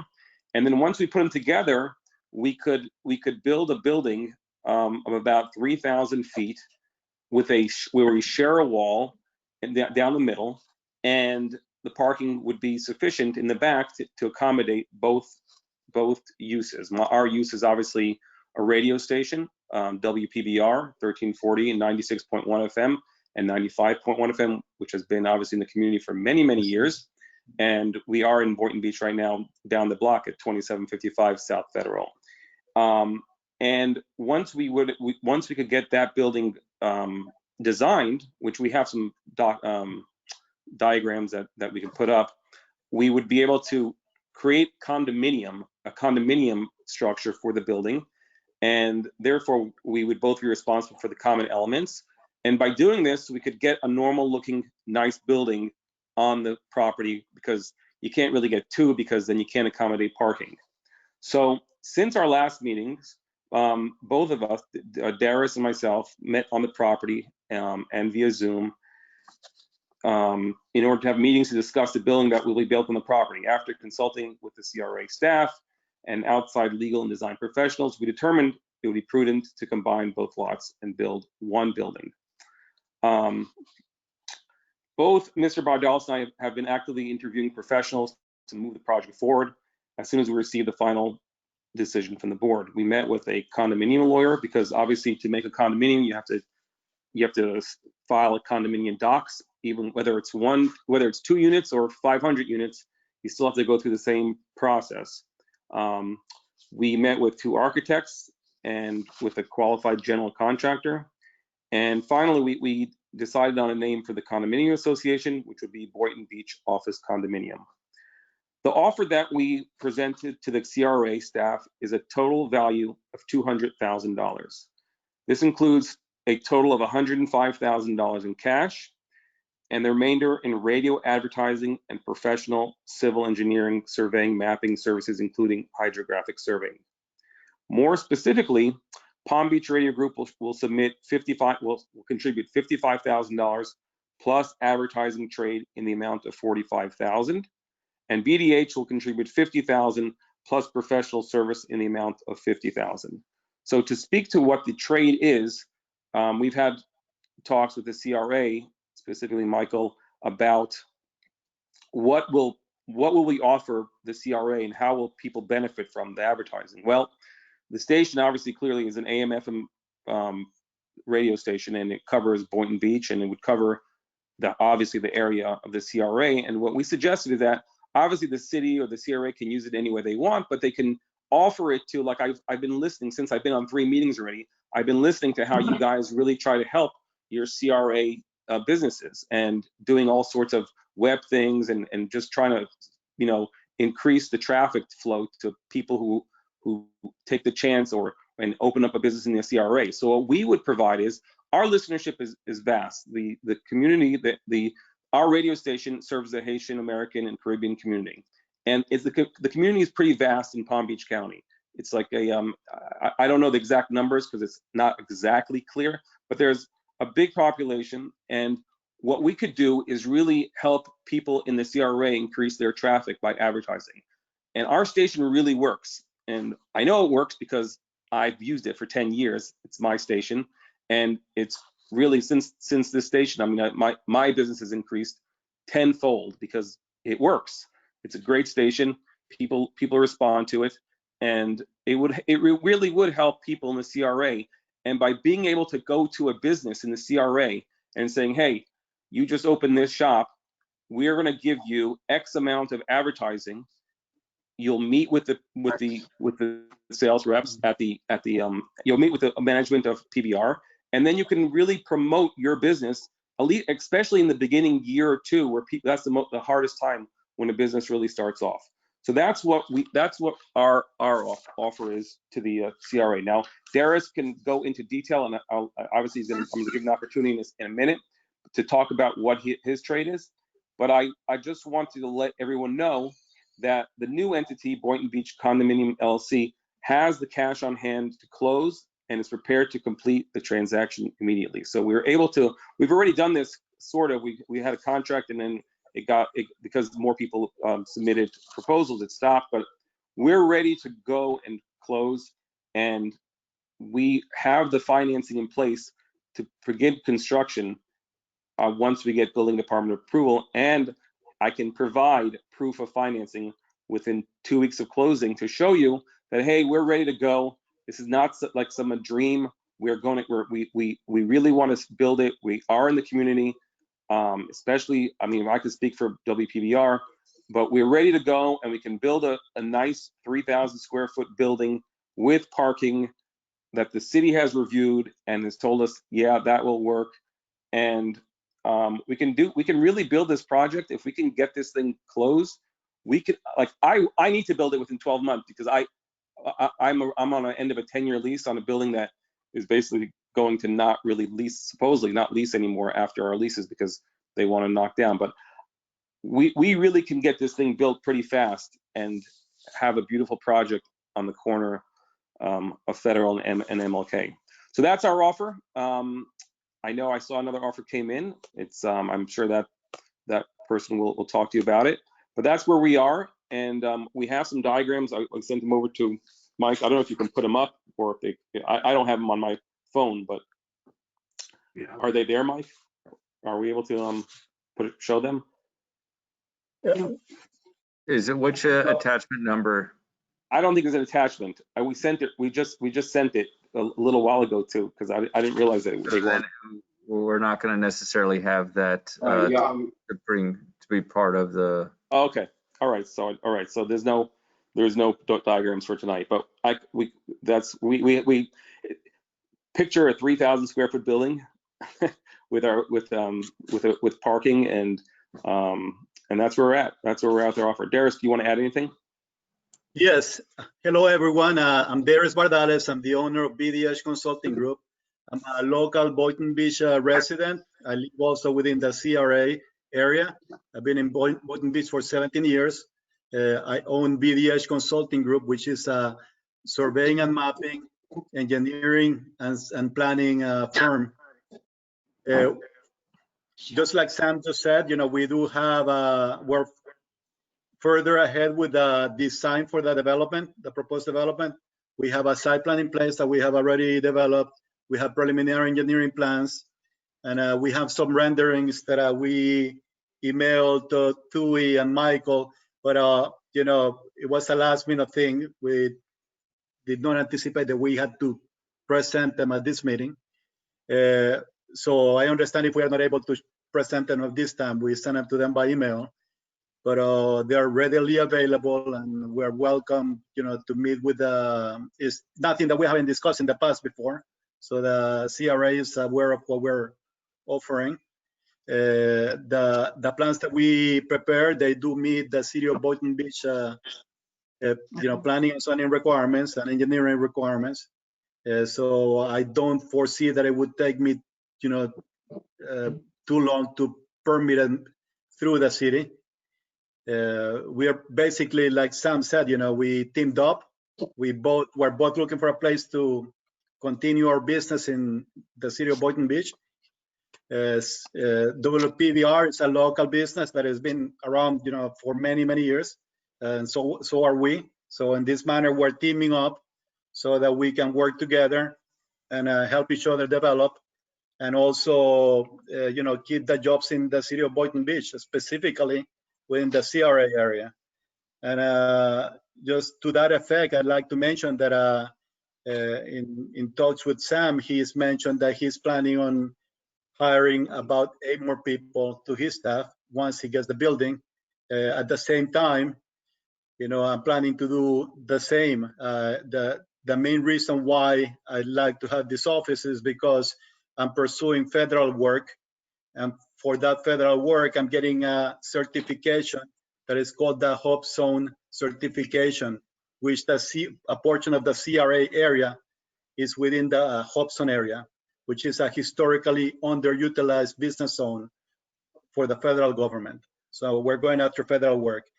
One of those requirements for that certification is that 2/3, if I'm getting this correct, of our employees need to be Hub Zone residents, and we're planning on actively, seeking to hire people within our CRA area. And I'm excited to hear that you have other residential developments coming into the area. So, hopefully we're gonna get, some work for the people that are coming to our area. And with that, I just want to let you know that we're excited. Sam and I, we've been talking about, working together. I think we got everything squared away, and we're ready to move forward. We expect that if we're ready to close on the property as soon as possible. Yeah, like Sam said, we could close in 2 weeks if you allow us to. And then as soon as we close, within 1 or 2 weeks, we're gonna submit our permit application to the city. And I expect that the longest it's going to take us to get the plans approved is going to be maybe 3 months, probably sooner. And then we're going to move to construction. And Sam and I will show proof of funding for that construction. So we're ready to go. And we thank you for your time. And just besides this project, I would like to add that as a business resident, I've been living here for 17 years. And I want to thank you for all your effort to the city and the Boynton CRA. I'm a witness of all the development in the area, and you're doing a great job. So I just wanted to take the opportunity to say that. Thank you. Thank you. Sam, do you have anything else to add? No, I think you said everything, and I think we made it clear. I don't think there's anything else to add. You guys could do a talk show. Yeah. I do a talk show, so. Yeah, no, I think. So I'm going to ask the board if they have any other questions or comments. We did receive another letter of intent. Do we want to let them proceed with their letter of intent so we have all that information before we make a motion? Yes. Chair. Yes. I do want to say, you know, I'm thoroughly impressed by this partnership. I think this is, you know, one for the history books where two opposing, you know, applicants came in on the same property and now decide to start working together to get it. That's pretty impressive in my book. So I like that. I like this camaraderie that's going on here. And so I believe the next applicant with the Fish Depot is here. So if you'd like to make a presentation from us, and we can pull up your letter of intent as well. I do believe you provided us with some drawings. So. Chair. Attachment 10, it looks like. Yes. Chair, I can barely hear him. Vice Chair, can you please go ahead? Yes, I was saying that I can barely hear him. Oh, you got to get closer to the Closer microphone. to the microphone. How does that sound? Is that better? It is better, thank you. I'm not sure if the microphone. That's the camera. That's my camera? Okay. Yeah, so my name is Tim Collins. I am the owner of the Fish Depot. It's a seafood market. And the original description, it was stated that it's a restaurant. I do also own a restaurant under the name of the Fish Depot Bar and Grill a few blocks away. But this project that we're looking for, we're currently in the building across the street at 1022 North Federal. And I've been in discussions for months to buy that building from the landlord. But the price that he's seeking is far beyond what works for what we want to do.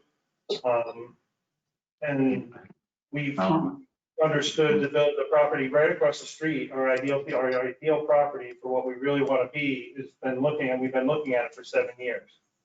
I've been in business there at the Fish Depot for 7 years now.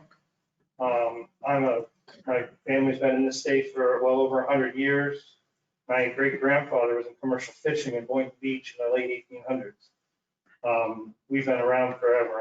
I'm an old Florida native. What we're doing and what we plan to do is incorporate a fish market and a cafe in the existing building. So where the side closest to the street would be the fish market. Actually, if you go to the next page. I'm not sure if it's next page or scroll down. But just see, let's scroll down a little bit. There's the existing building. On the right-hand side would be the fish market. On the left-hand side, we'll have a little small cafe. We'll have takeout food, eat-in food. There's a cement patio area on the north side of the building. The curvature on the roof on top would be a metal roof and then encompass and actually enclose and cover to have an outdoor seating area.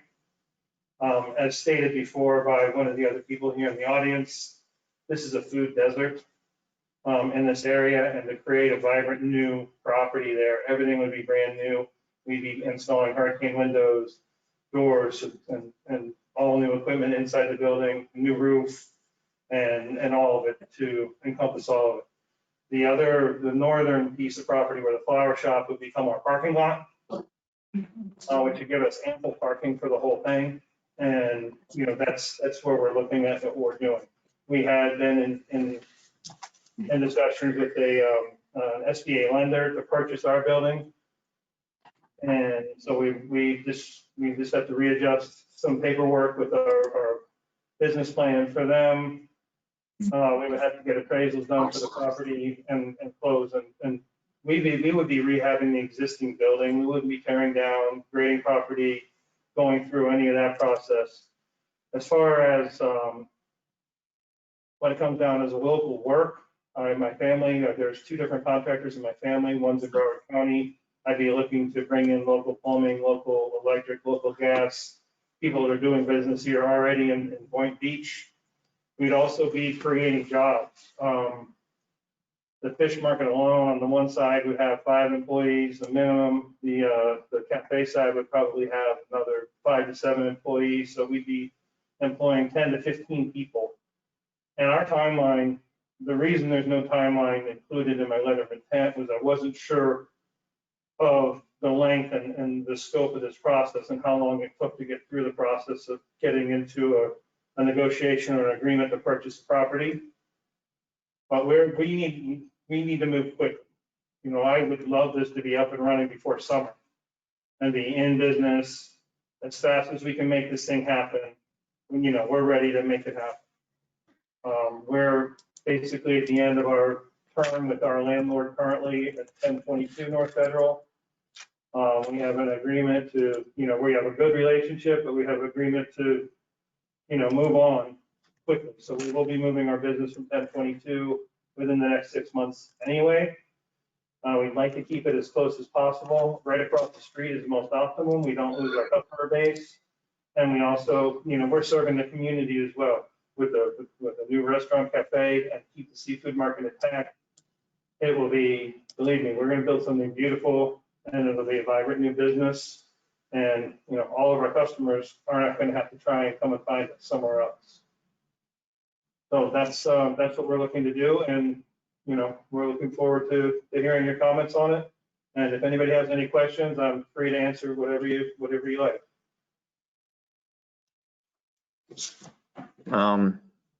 So my quick question, Tim, would be, is that, are you asking for any funding from the CRA?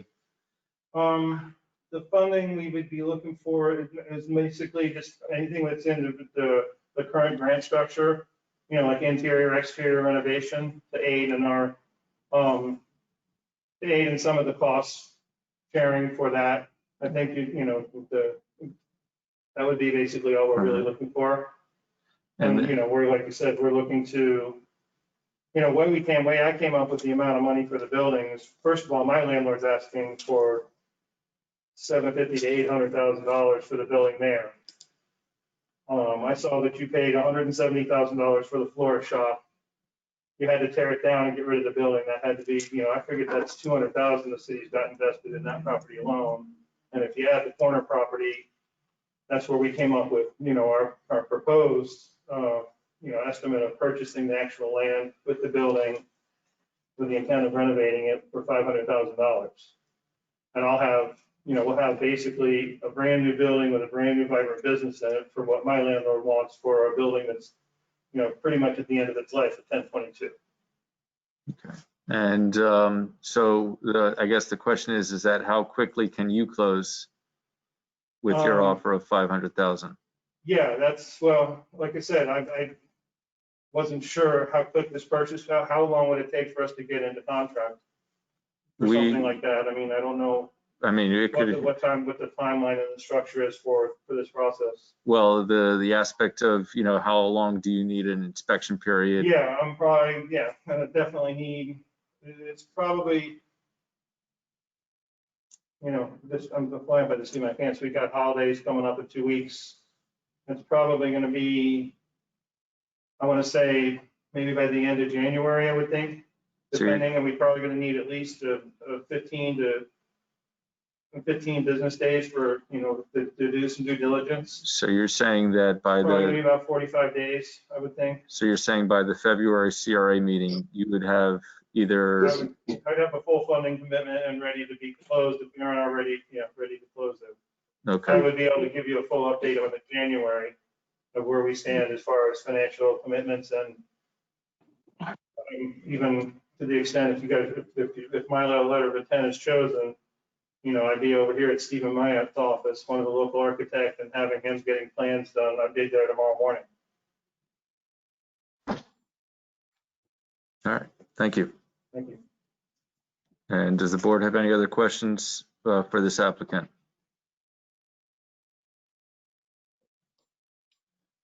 All right. And so we also have our policy is that normally when we see 2 letters of intent, we're supposed to put out to RFP. I think that doesn't necessarily apply because of the small scale of this project. Whereas compared to 115 and the Cottage District, with it being multiple acres and over $10 million worth of investment,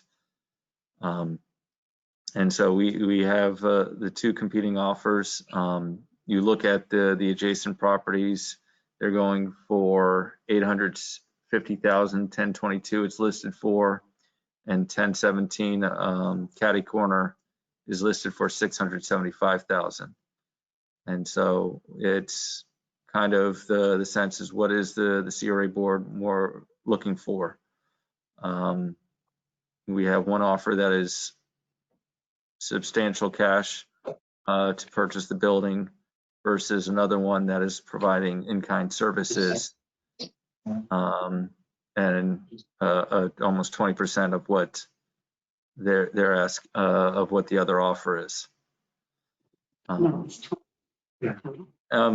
Michael and Twee, we still hear you when you talk. So just want to make sure you guys know that. Thank you. And so that's kind of it. You know, both applicants stated they're under a short time frame to close, with one probably saying that they can close in January, the other one saying in February. And you know, from my perspective, the offer of $500,000 is something that it's substantially more, adding I think more jobs, and that's kind of my perspective. And so, well, Michael, I see your hand raised if you'd like to add a comment. Yes, sir. I just wanted to ask for clarification. In the letter of interest from Mr. Collins, it specifies an acquisition price of $500,000, but a request of funding from the CRA in an amount between $250,000 $350,000. We've talked about this before in other offers where the board looked at the net as well as the purchase price. So I just wanted to make sure that I understood from his presentation that it sounded like he only needed the regular grant, but the LOI specifically includes a number that can you Mr. Simon, if I can clarify that. The estimate of 250 to 300,000 was the cost that I estimate it's going to take to rehab the existing property. And yes, I'm sorry if it's not clear, but no, we're only be looking for the standard grants that are available from the CRA. Okay. The Small Business Association, association, they will give you money for the purchase plus money for the renovation. And we're going to lump all that together, and we can get 25 to 27-year amortization on that, which will make it very feasible. I understand. Thank you. Yes. Thank you, Board Chair. All right. Thank you. And so I'll ask the board. We have two letters of intent. We have the ability to accept one. We have the ability to reject both. We have the ability to put it out to RFP. And I believe, or we have the ability to do nothing. I believe that's correct, Tara? Yes, technically you have the ability to reject both. Chair? And so, yes. It really wasn't for me like a personal decision which one I thought was better or worse for any particular reason, except for one. And I would support Fish Depot on this because I want these spaces to be used to activate the space. So I'm thinking about what could go there that would generate, people coming to a business and moving around or visiting our downtown. And the Fish Depot concept, is retail. It's customers. They're coming and going. People might come to the area if they hear something good about it and see the adjacent area and come up with ideas to move here. So I kind of want to favor and would be willing to support Fish Depot because the alternative, nothing against what they do, but it doesn't generate traffic. It doesn't generate interest in the community location geographically. So that's kind of where I'm at. Board Member Hay? Yeah, I guess I'm just the opposite. I understand the traffic coming in and out, but I sort of like the idea of businesses working together and having two tax bases, so to speak. But the idea of promotion and marketing is big for me.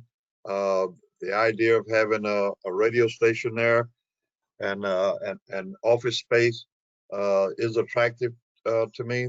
There are other buildings around that could accommodate the fish depot, but I just feel that I think the relationship stands out a lot with me with the two competitors, so to speak, coming together.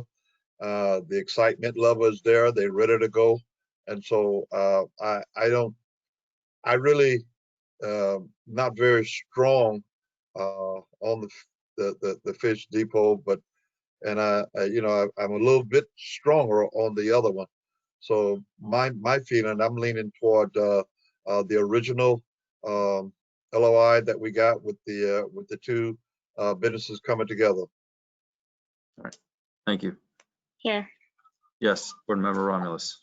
Thank you. I'll chime in and agree with Board Member Hay. I agree that that's the direction that I would prefer to move in, and especially since this conversation has been happening over quite a bit of time, and these individuals are ready to go. They're not still figuring things out. They don't have to go put plans in place and do all that. And no offense or hard feelings towards the Fish Depot. I think they're an amazing business, and I think there's definitely opportunities for them to grow. And I think, working in partnership with Mike, we can definitely find other locations that are still within the vicinity that they can relocate to and still get the support of the CRA through all of our grants and everything to be successful. But at this time, I would be in favor of moving forward with the initial applicant. And Vice Chair, do you have any comments before we move forward with the motion? Yes, Chair, thank you. And I support the same position as Commissioner Romulus as well as Commissioner Hay. I do not want to see these two businesses go. I want to keep them in Boynton. I want to keep their employees in Boynton. And as far as other businesses potentially having a multiplier effect, well, that's exactly what the marketing of this radio station is going to do as well. And so I think when we have an applicant that's strong, they've put in the time and the investment, and they are ready to go, and they are ready to leave where they are right now in terms of their current building. I don't want to stop that. I don't want to be in the way of that. If somebody's ready to go, they've done their homework, everything's together, and here they are. We've got a great story. It'll create a multiplying effect in the surrounding neighborhood, and the financing is there. Fantastic. I couldn't ask for more.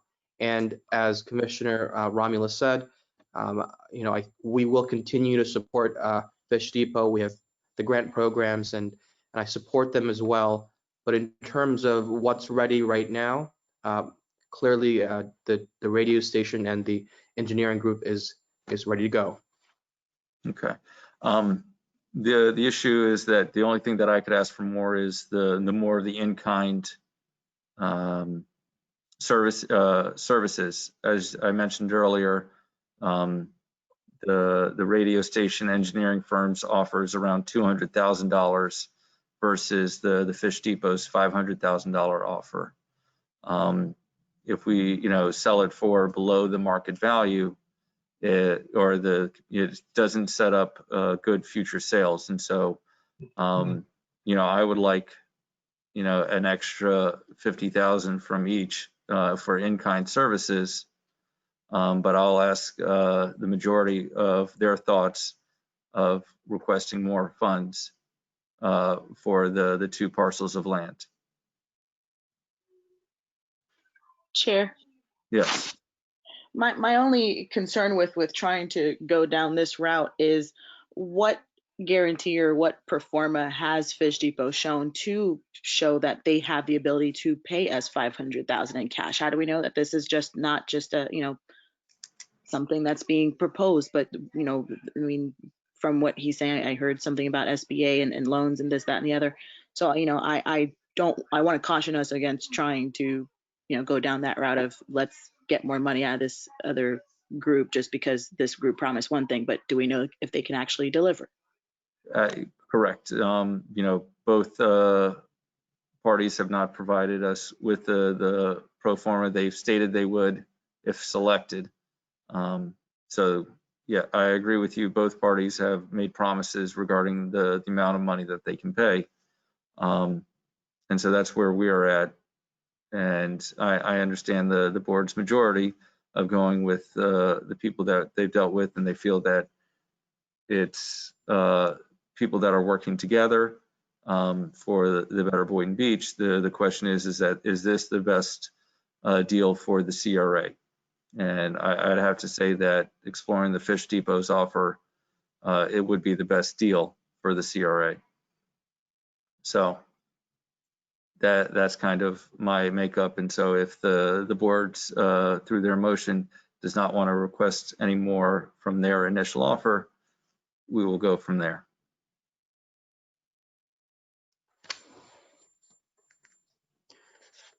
And I do believe Mr. Verginski has his hand raised. So, Sam? Yes, thanks. What I wanted to add is, which you've kind of already said it a little bit. Again, you can offer $500,000 and you can go for an SBA loan. Being an attorney and helping people in the past try to get SBA loans, I know that it doesn't happen in 1 month. It doesn't happen in 3 months. Sometimes it goes on for 6 to 9 months or a year. It goes on forever. And they want every single paper from when you were 16 years old in order to try to get a loan from the SBA. It's different if you got a special PPE loan or one of those loans because they were giving them out like crazy for different things. But when you're going for buying a building, it's a whole different game. It's a whole different business, even if you wrap everything up. What we are here to say is that the cash we have, we can by today is Tuesday. We could close next week Monday with the cash. And as far as financing, within 2 weeks, I can provide you proof of funds for the financing for building the building, and that can be shown to you with a commitment from a bank or with a letter from an investor who is ready to put the money up. I have no issue with that at all. We can show you quickly that we can close, that we can build it. Not only can we close, we can build it quickly. All right. Thank you, Sam. And I guess I have also the second applicant to show his commitment as well. So since we've gotten into this point, the SBA is one of our offers. I'm working with a very, very large investor on several projects who's standing in the background to put cash up if I have to. If it comes down to buying that property for $200,000 cash, I can make it happen in a week too. Okay, we're talking about, what's best for the city. We're raising the tax base. We're raising, with the taxes coming forward, we're bringing, employees to the city, and we're keeping the Fish Depot in Boynton Beach. We're not going to be in our building more than another 6 months max. And whether we, relocate, as you guys say, to something close by or not, that's we have to go out and find something else. We'd rather stay on the same intersection that fish market's been in since when did the event start? 1992. It's been a fish market since. So that's what we're looking at. Is where are we going to be? Are we going to still be on Martin Luther King and Federal Highway in Boynton Beach, or where are we going to go? And we're here to deliver, like he said, something vibrant. A fish market you can go to, a place you can go and eat, something that's bringing vibrancy to the corner where you're going to make a main corridor from Martin Luther King to Seacrest. I don't want to start looking for another place to move my business. I have to move my business, and it has to be done quickly, and I can do it within the time frame. And I can make calls in the morning very quickly to move forward with the cash offer. But the SBA is the most ideal way because it's the lowest rates over the longer term period of time. And I understand it. But, if you want to look at the 100,000 cash in hand to close $500,000 cash in hand, that's up to the city. Thank you. Yeah. And so I believe there's no further discussion or comments. No, I'm sorry. I got Darius with his hand raised. Darius, you're self-muted. Hello, everyone. Mayor Grant, you mentioned that, you'd be willing to consider perhaps, $50,000 more in services from WPBR and BDH. And I just talked to Sam, and he's willing to go that route just to make this happen. If we close the deal, this time, hopefully, because we're ready to go. As far as the project goes, we're ready to move forward. We have the financing. With respect to the developing of the site, that's what I do. We're surveyors, planners, and engineers. So we get an empty lot, or in this case, an existing lot with a building, and we make it something else. And I have the contacts, and I have the know-how, and with Sam's, partnership, we're ready to go. Like yesterday. So we really appreciate. I don't want to make it sound like we're, pushy, but we do thank the opportunity that you're giving us, and we know that you have to make a decision based on what's important to the city of Boynton Beach, but we just want to emphasize that we're ready to go, and you made a recommendation, and we agree with it, and hopefully that will make things happen. And also with a fish depot, of course, they're another local business, and we wish the best for them as well. And hopefully, they can find, I would say, a better location for their business, which is more likely to attract restaurant, based customers, like in the, close to the downtown area. Thank Chair. you. Yes. Thank you, Darius. Chair, Yes. I want to clarify, are they accepting your offer or your proposal to add the additional 50,000 for each business on their offer? That is the comments made by Darius. Yes. Can I get a confirmation from both applicants on that? And if that's the case, then I'll make the motion. All right. Yes, I confirm, and I agree.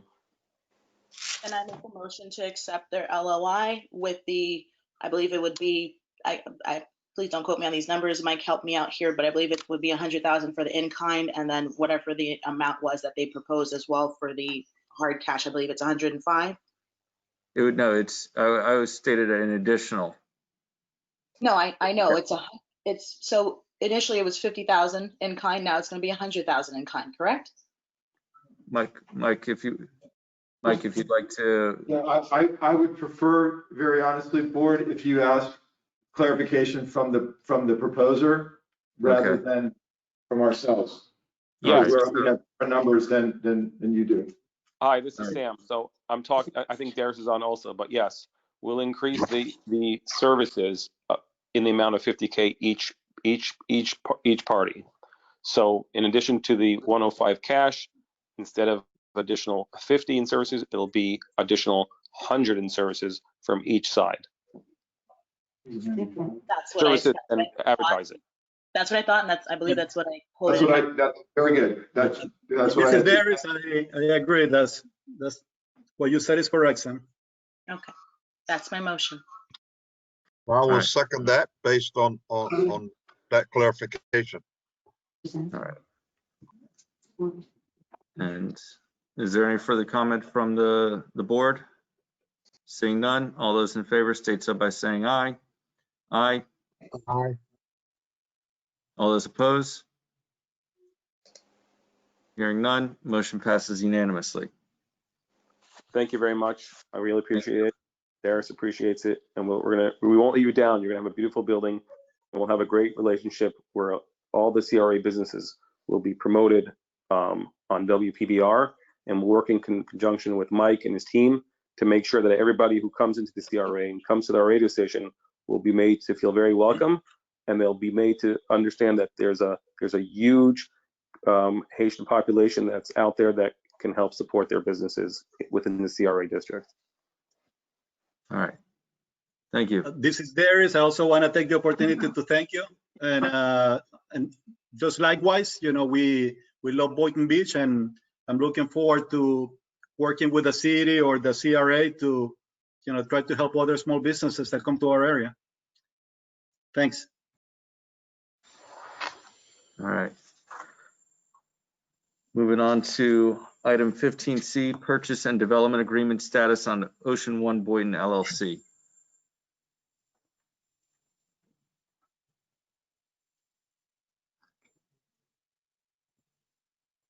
I believe this is more of an informational. Tara, you're muted. It always helps when I unmute. Sorry. Yes. Would you like to begin? Yes, this was requested at the last board meeting for a status update on the deadlines to discuss how the board would like to move forward. Just to go over them quickly, the critical dates of the tax increment revenue financing agreement. As you recall, last year, the agreement would have terminated because completion of construction was not commenced within the appropriate time. It was extended through, the termination was extended through January 16th, 2020. The developer, if the developer has failed to commence construction of phase 1 improvements, subject to force majeure, it is my understanding from the executive director that construction has not begun, and therefore I believe that the agreement will terminate unless the board takes other actions on January 16th, 2020. With regard to the purchase and development agreement, that agreement was not amended last year, and the development timeline therein calls for construction to have commenced on January 16th, 2020. That has not occurred, and therefore, pursuant to the terms of that agreement, commencement of construction of the public plaza is needs to be commenced on January 16th, 2021, pursuant to the purchase and development agreement. So with that brief summary and what is in your agenda backup, I am happy to answer any questions you may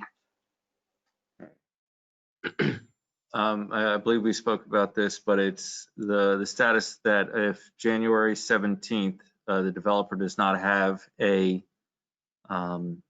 permit pulled and paid for, he is considered of default. If you give me a moment, commencement of construction is defined, and I think it is a little bit, requires more than pulling a permit. Means obtaining an official permit in hand and beginning to actually demolish, excavate, or prepare the site for development. So if he puts a shovel in the ground, that's the second part. Yes. Okay. So we don't define how much. So it's mostly the permit, and so you know, I believe we've all spoken with Mr. Camelier prior to tonight's meeting, and so my thought process is that we need to work with him in regards to a new turf agreement, however, or the property on Boardwalk. Just like in Town Square, he has mentioned that the cost of the parking garage is hindering him from building. And so I think as we move forward into the holiday season, if he doesn't have the permit pulled and ready, it's time to renegotiate and discuss what we would want to see at that parcel, because otherwise, Tara, let's say, my second question, well, let's say the developer gets the permit and starts excavating before January of, January 16th of 2021, are they still required to build the plaza as stated according to the special warranty deed? Hold on one second.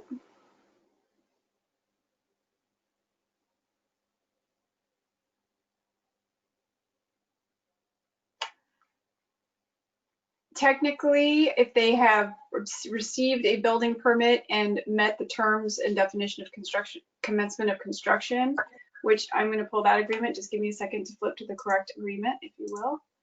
And that is in section 18.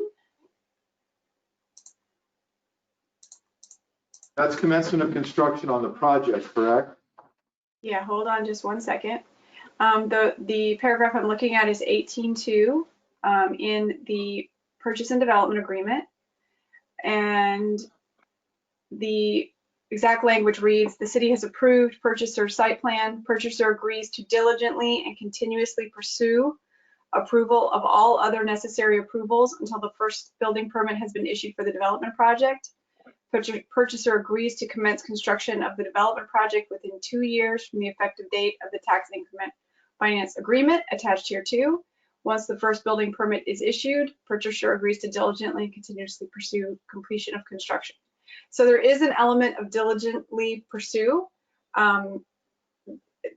obtaining the permits, which I'm not sure that that has occurred. I have not spoken to the developer or their attorney to opine about that, but there is some language there in the purchase and development agreement that, in my opinion, just looking at it right this moment, would require a bit more than obtaining the permit right at the last moment and sticking a shovel in the ground. So I believe that the commencement of the construction of the plaza should begin pursuant to that agreement on January 16th, 2021. The commencement of the project or the finish of the plaza? The commencement of construction of the plaza is to begin January 16th, 2020. We extended it, so. No, we did not. We did not extend we extended the termination date of the tax increment finance agreement. The purchase and development agreement is separate, and we did not extend the date for the construction of the plaza. So as it currently stands, if commencement of construction does not occur by January 16th, 2020, 2021, then the because it did not begin, they have to commence construction of the plaza on January 16th, 2021. So to retract what I said, they were supposed to, under the purchase and development agreement, commence construction on January 16th, 2020. We never amended that date. They did not meet that date. Therefore, they are to commence construction of the plaza on January 16th, 2021.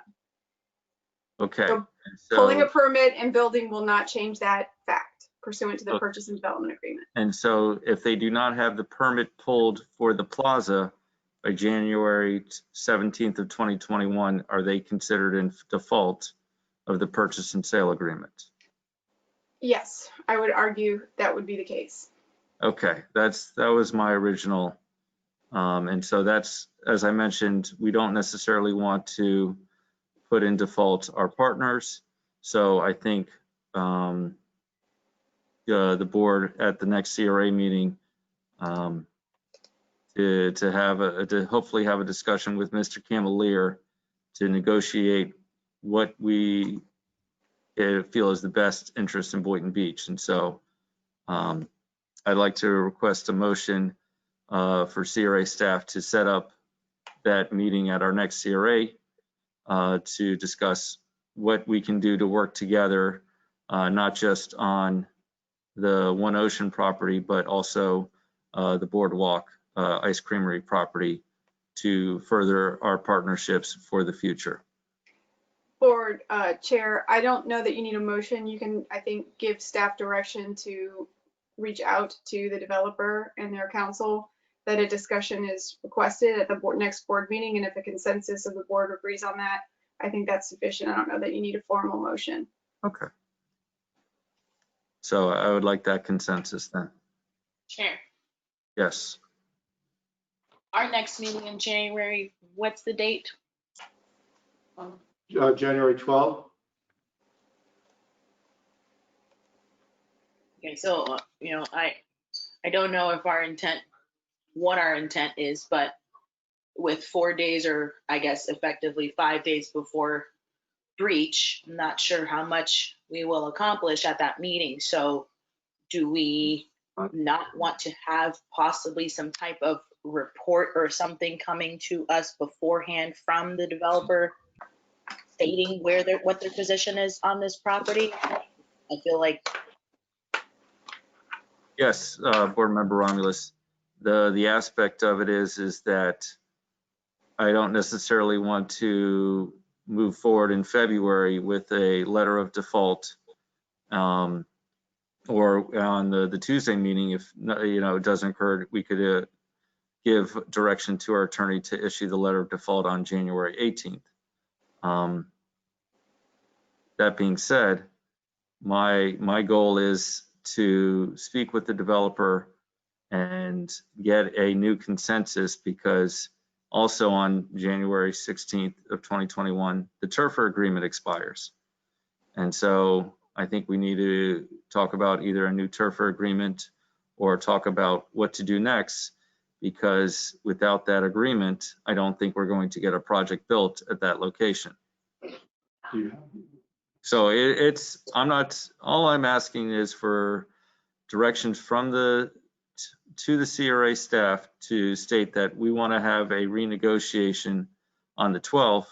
Otherwise, we may have our attorney set a letter of default on the 18th, and then we're in a new issue in regards to lawsuits. So I'm okay with what the direct consensus of the board is, but I'm stating that I believe that we should try to have a group discussion, because we've all spoken to him individually before this meeting. Agreed. And I think where I'm trying to go with this is I would like something more formal, possibly in writing, that would be delivered from our executive director and board attorney, with the 30-day T-minus 30-day mark, for lack of a better way to say this, to kind of get a status report and see where they're headed, rather than just wait for 4 days prior to the actual contract, supposedly being or having to be executed, and quote unquote having a public conversation and a renegotiation discussion, because I don't want to have a renegotiation. We've been renegotiating. I think we renegotiated once, twice already with this developer, and I want to know, do they actually have a plan, if anything, in place? Because if we choose not to have that meeting on the 12th, they technically will be in default. So what, if any, plan do they have to address this? I'd like to see something in writing prior to our meeting on the 12th. That's what I'm asking. So we definitely still will have the conversation and the public discussion, and whatever comes of that, that will be the consensus of the board and the will of the board. But I'd like to see where they stand, a status check, a temperature check, something, anything, rather than just we don't have anything. So I did receive a question from Ms. Bonnie Miskell. I've unmuted her. Bonnie, you're currently self-muted if you'd like to make any comments.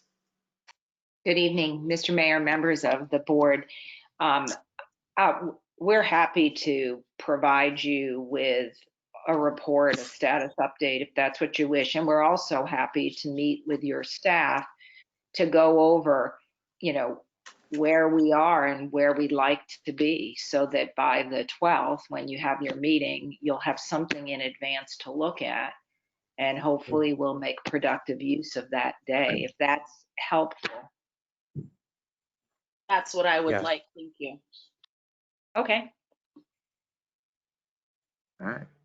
So thank you. I support that. All right. Excellent. I think Mike has his hand up. Yes, he does. Hello, board chair and board members.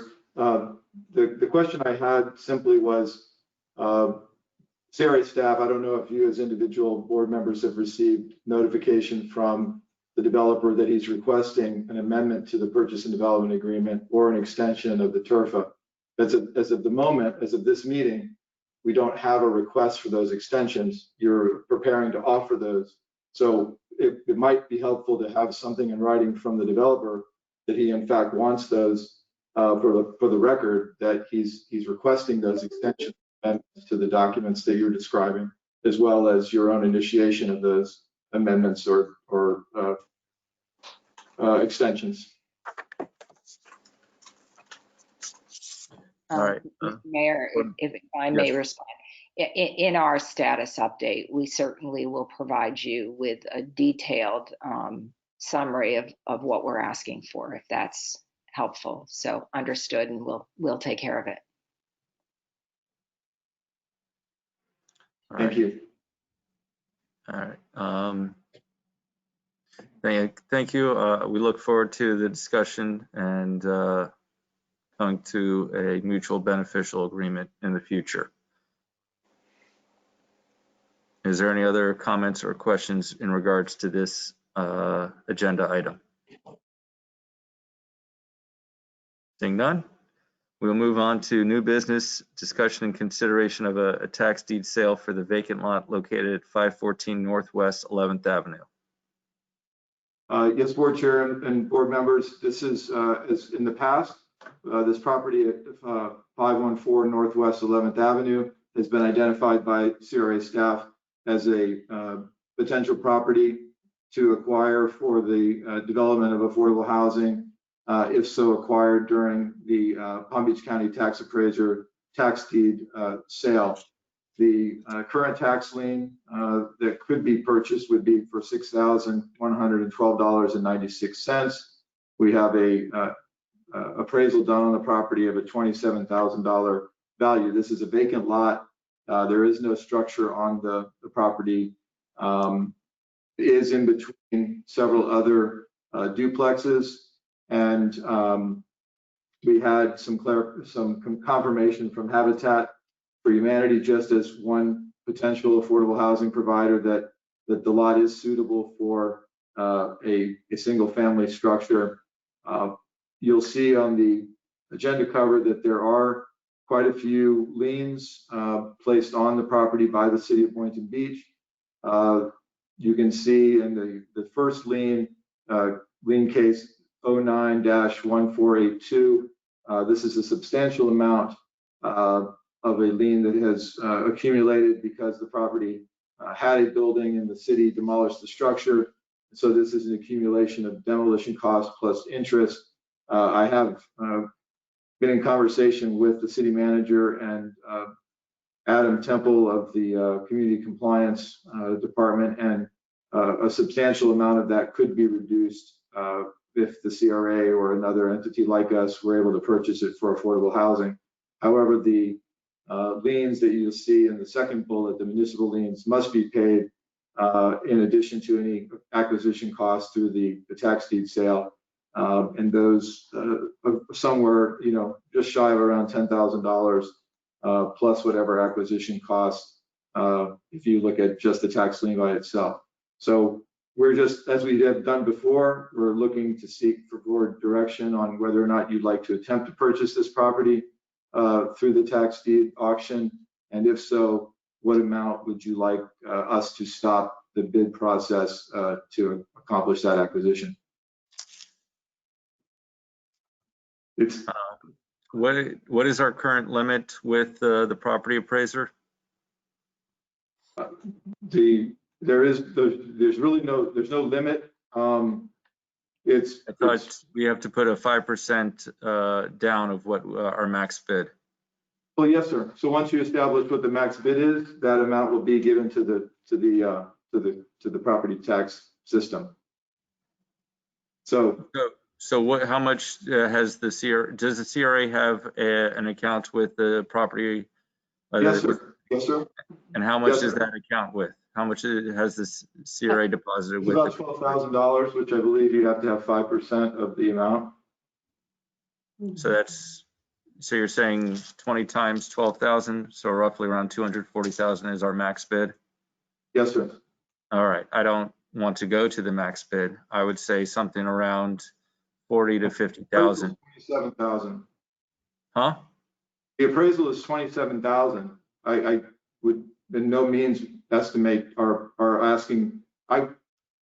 We typically haven't been bidding above appraised value for the properties on the tax deed sale. So The county has it appraised for 30,000. And the fact is that it is a red hot market. The fact is that the taxes technically come back to the CRA. The benefit of us bidding and winning is that we can hopefully move forward with affordable housing in a quickly basis, where any other private property owner will have to go through the city's lien reduction process, pay off the liens. And so my hope is that the board does have that higher value, because whatever value it's going to go, it's going to either go to the city for the liens that are on the property, or go to or to us for the property taxes that haven't been paid. So that's kind of where I want to make sure that it's, 50,000 is not an exorbitant amount of money for this size of land. I wouldn't say 100,000, but I think this is something reasonable, so that if there is a property owner that's interested, they're not trying to buy this and hold on to it at, let's say, 31,000, because we're also a public, so someone will know exactly a little bit more than what we bid it for. So I'm I'm okay with 50,000 as a max, whereas I'll defer to the rest of the board if they agree or disagree what a max bid should be. Chair, Yes. I understood your reasoning and I agree. I support your position. 50,000 max. All right, thank you. And I guess Tara, do we need that in a motion? Yes, please. All right, So moved. I got you a second from Board Member Hay. Thank you. Yes. All right, seeing no further discussion, all those in favor state so by saying aye. Aye. Aye. All those opposed? Hearing none, motion passes unanimously. Thank you, board. All right. And so, Michael, before I want you to move on, is that I do believe that there are properties on the lands available for sale at the tax collectors or the clerk's website. Are you familiar with those? Not with the individual properties, no, sir. Okay, so I'll forward you the information for lands available for sale to bring back to the CRA board for next meeting. In addition, the one thing that I do want to talk to and hopefully put on the future agenda item is that recently the city created its own parking department. And what we've learned in our town square project is that we don't necessarily want private development to own these parking garages, because then we do not control what happens with them. And so I'd like to have a discussion with the city from the CRA board to help create a parking authority, in as much as that the property at 115, to see what it would cost to have, I'd say, a very low user charge to park there in the future, whether it be $1.50 per car for 24 hours, in as much we stop people from parking on the FEC's property as well. It's kind of like if FEC has used people's cars for the areas that they didn't want to mow. And so I want to know, how does the board feel about discussing with the city about using their parking department to manage some of our parking lots?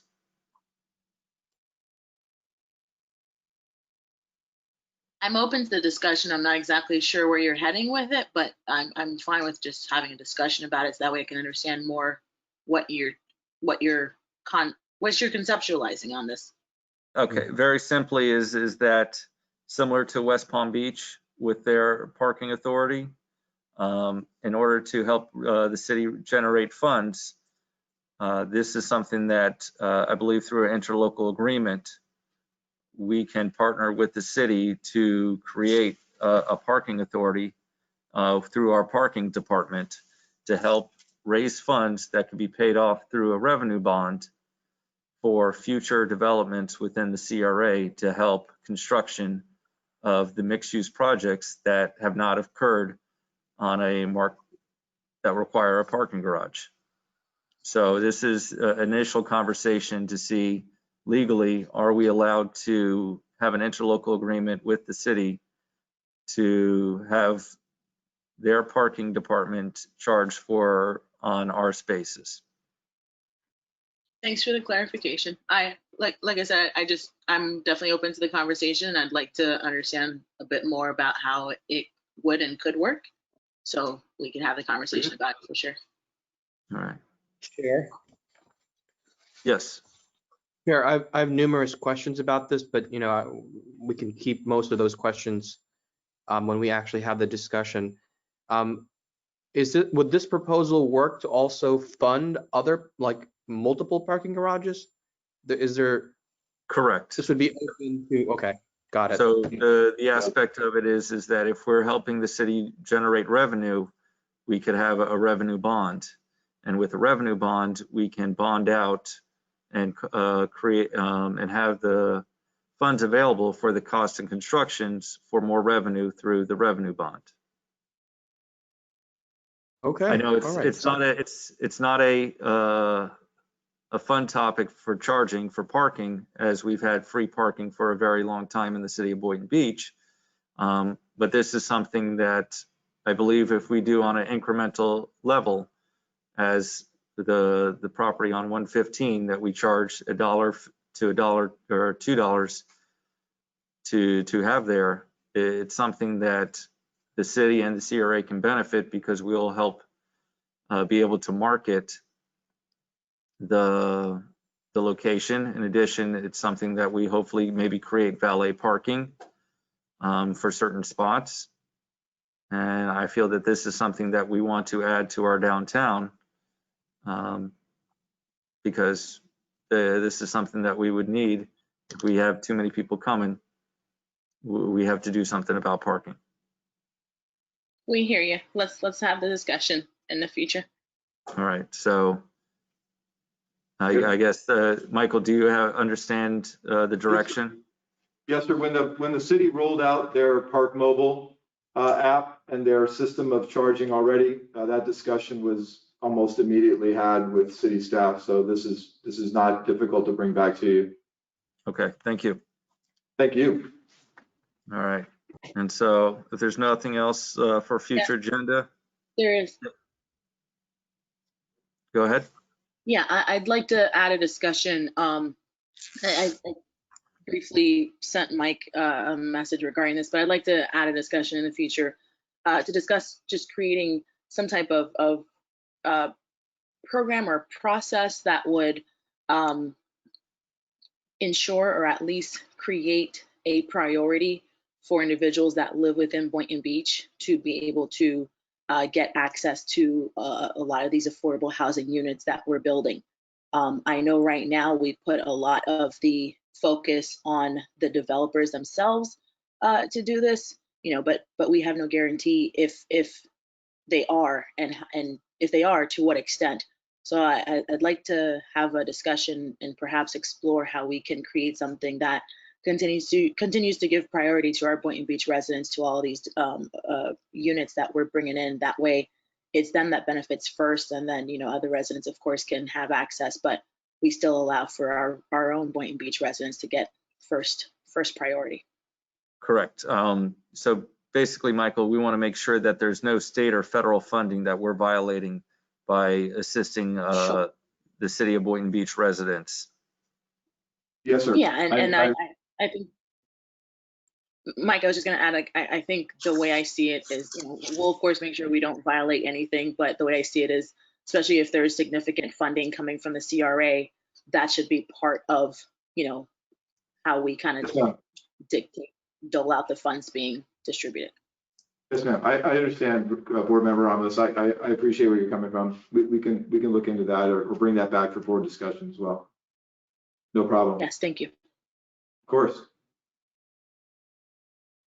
All right. So, Alan. Motion to adjourn? No, I got Board Member Hay. You have a statement? Just for clarification from Board Member Romulus, would this be something you would be looking to add to, say, an RFP for the developer? I'm not sure exactly how we would set up the program or the process. We can explore those different avenues. Okay. But it could be something that's expressed. It could be something that's expressed when the RFP goes out, that this is part of, you know, what we would be doing. But I think it's something that I want to be internal. It's not something that I would want for the developer to be in charge of. We would be in charge of it. But we can talk about it more. Okay, I got Creeping up on 10. Yeah.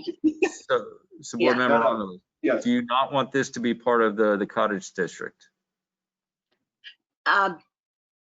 Well, yes, I do. I mean, I'm thinking MLK. I'm thinking the cottage district. I would like as much as possible to enact Okay. this as soon as possible Sure. for some of these units that are coming on board right now.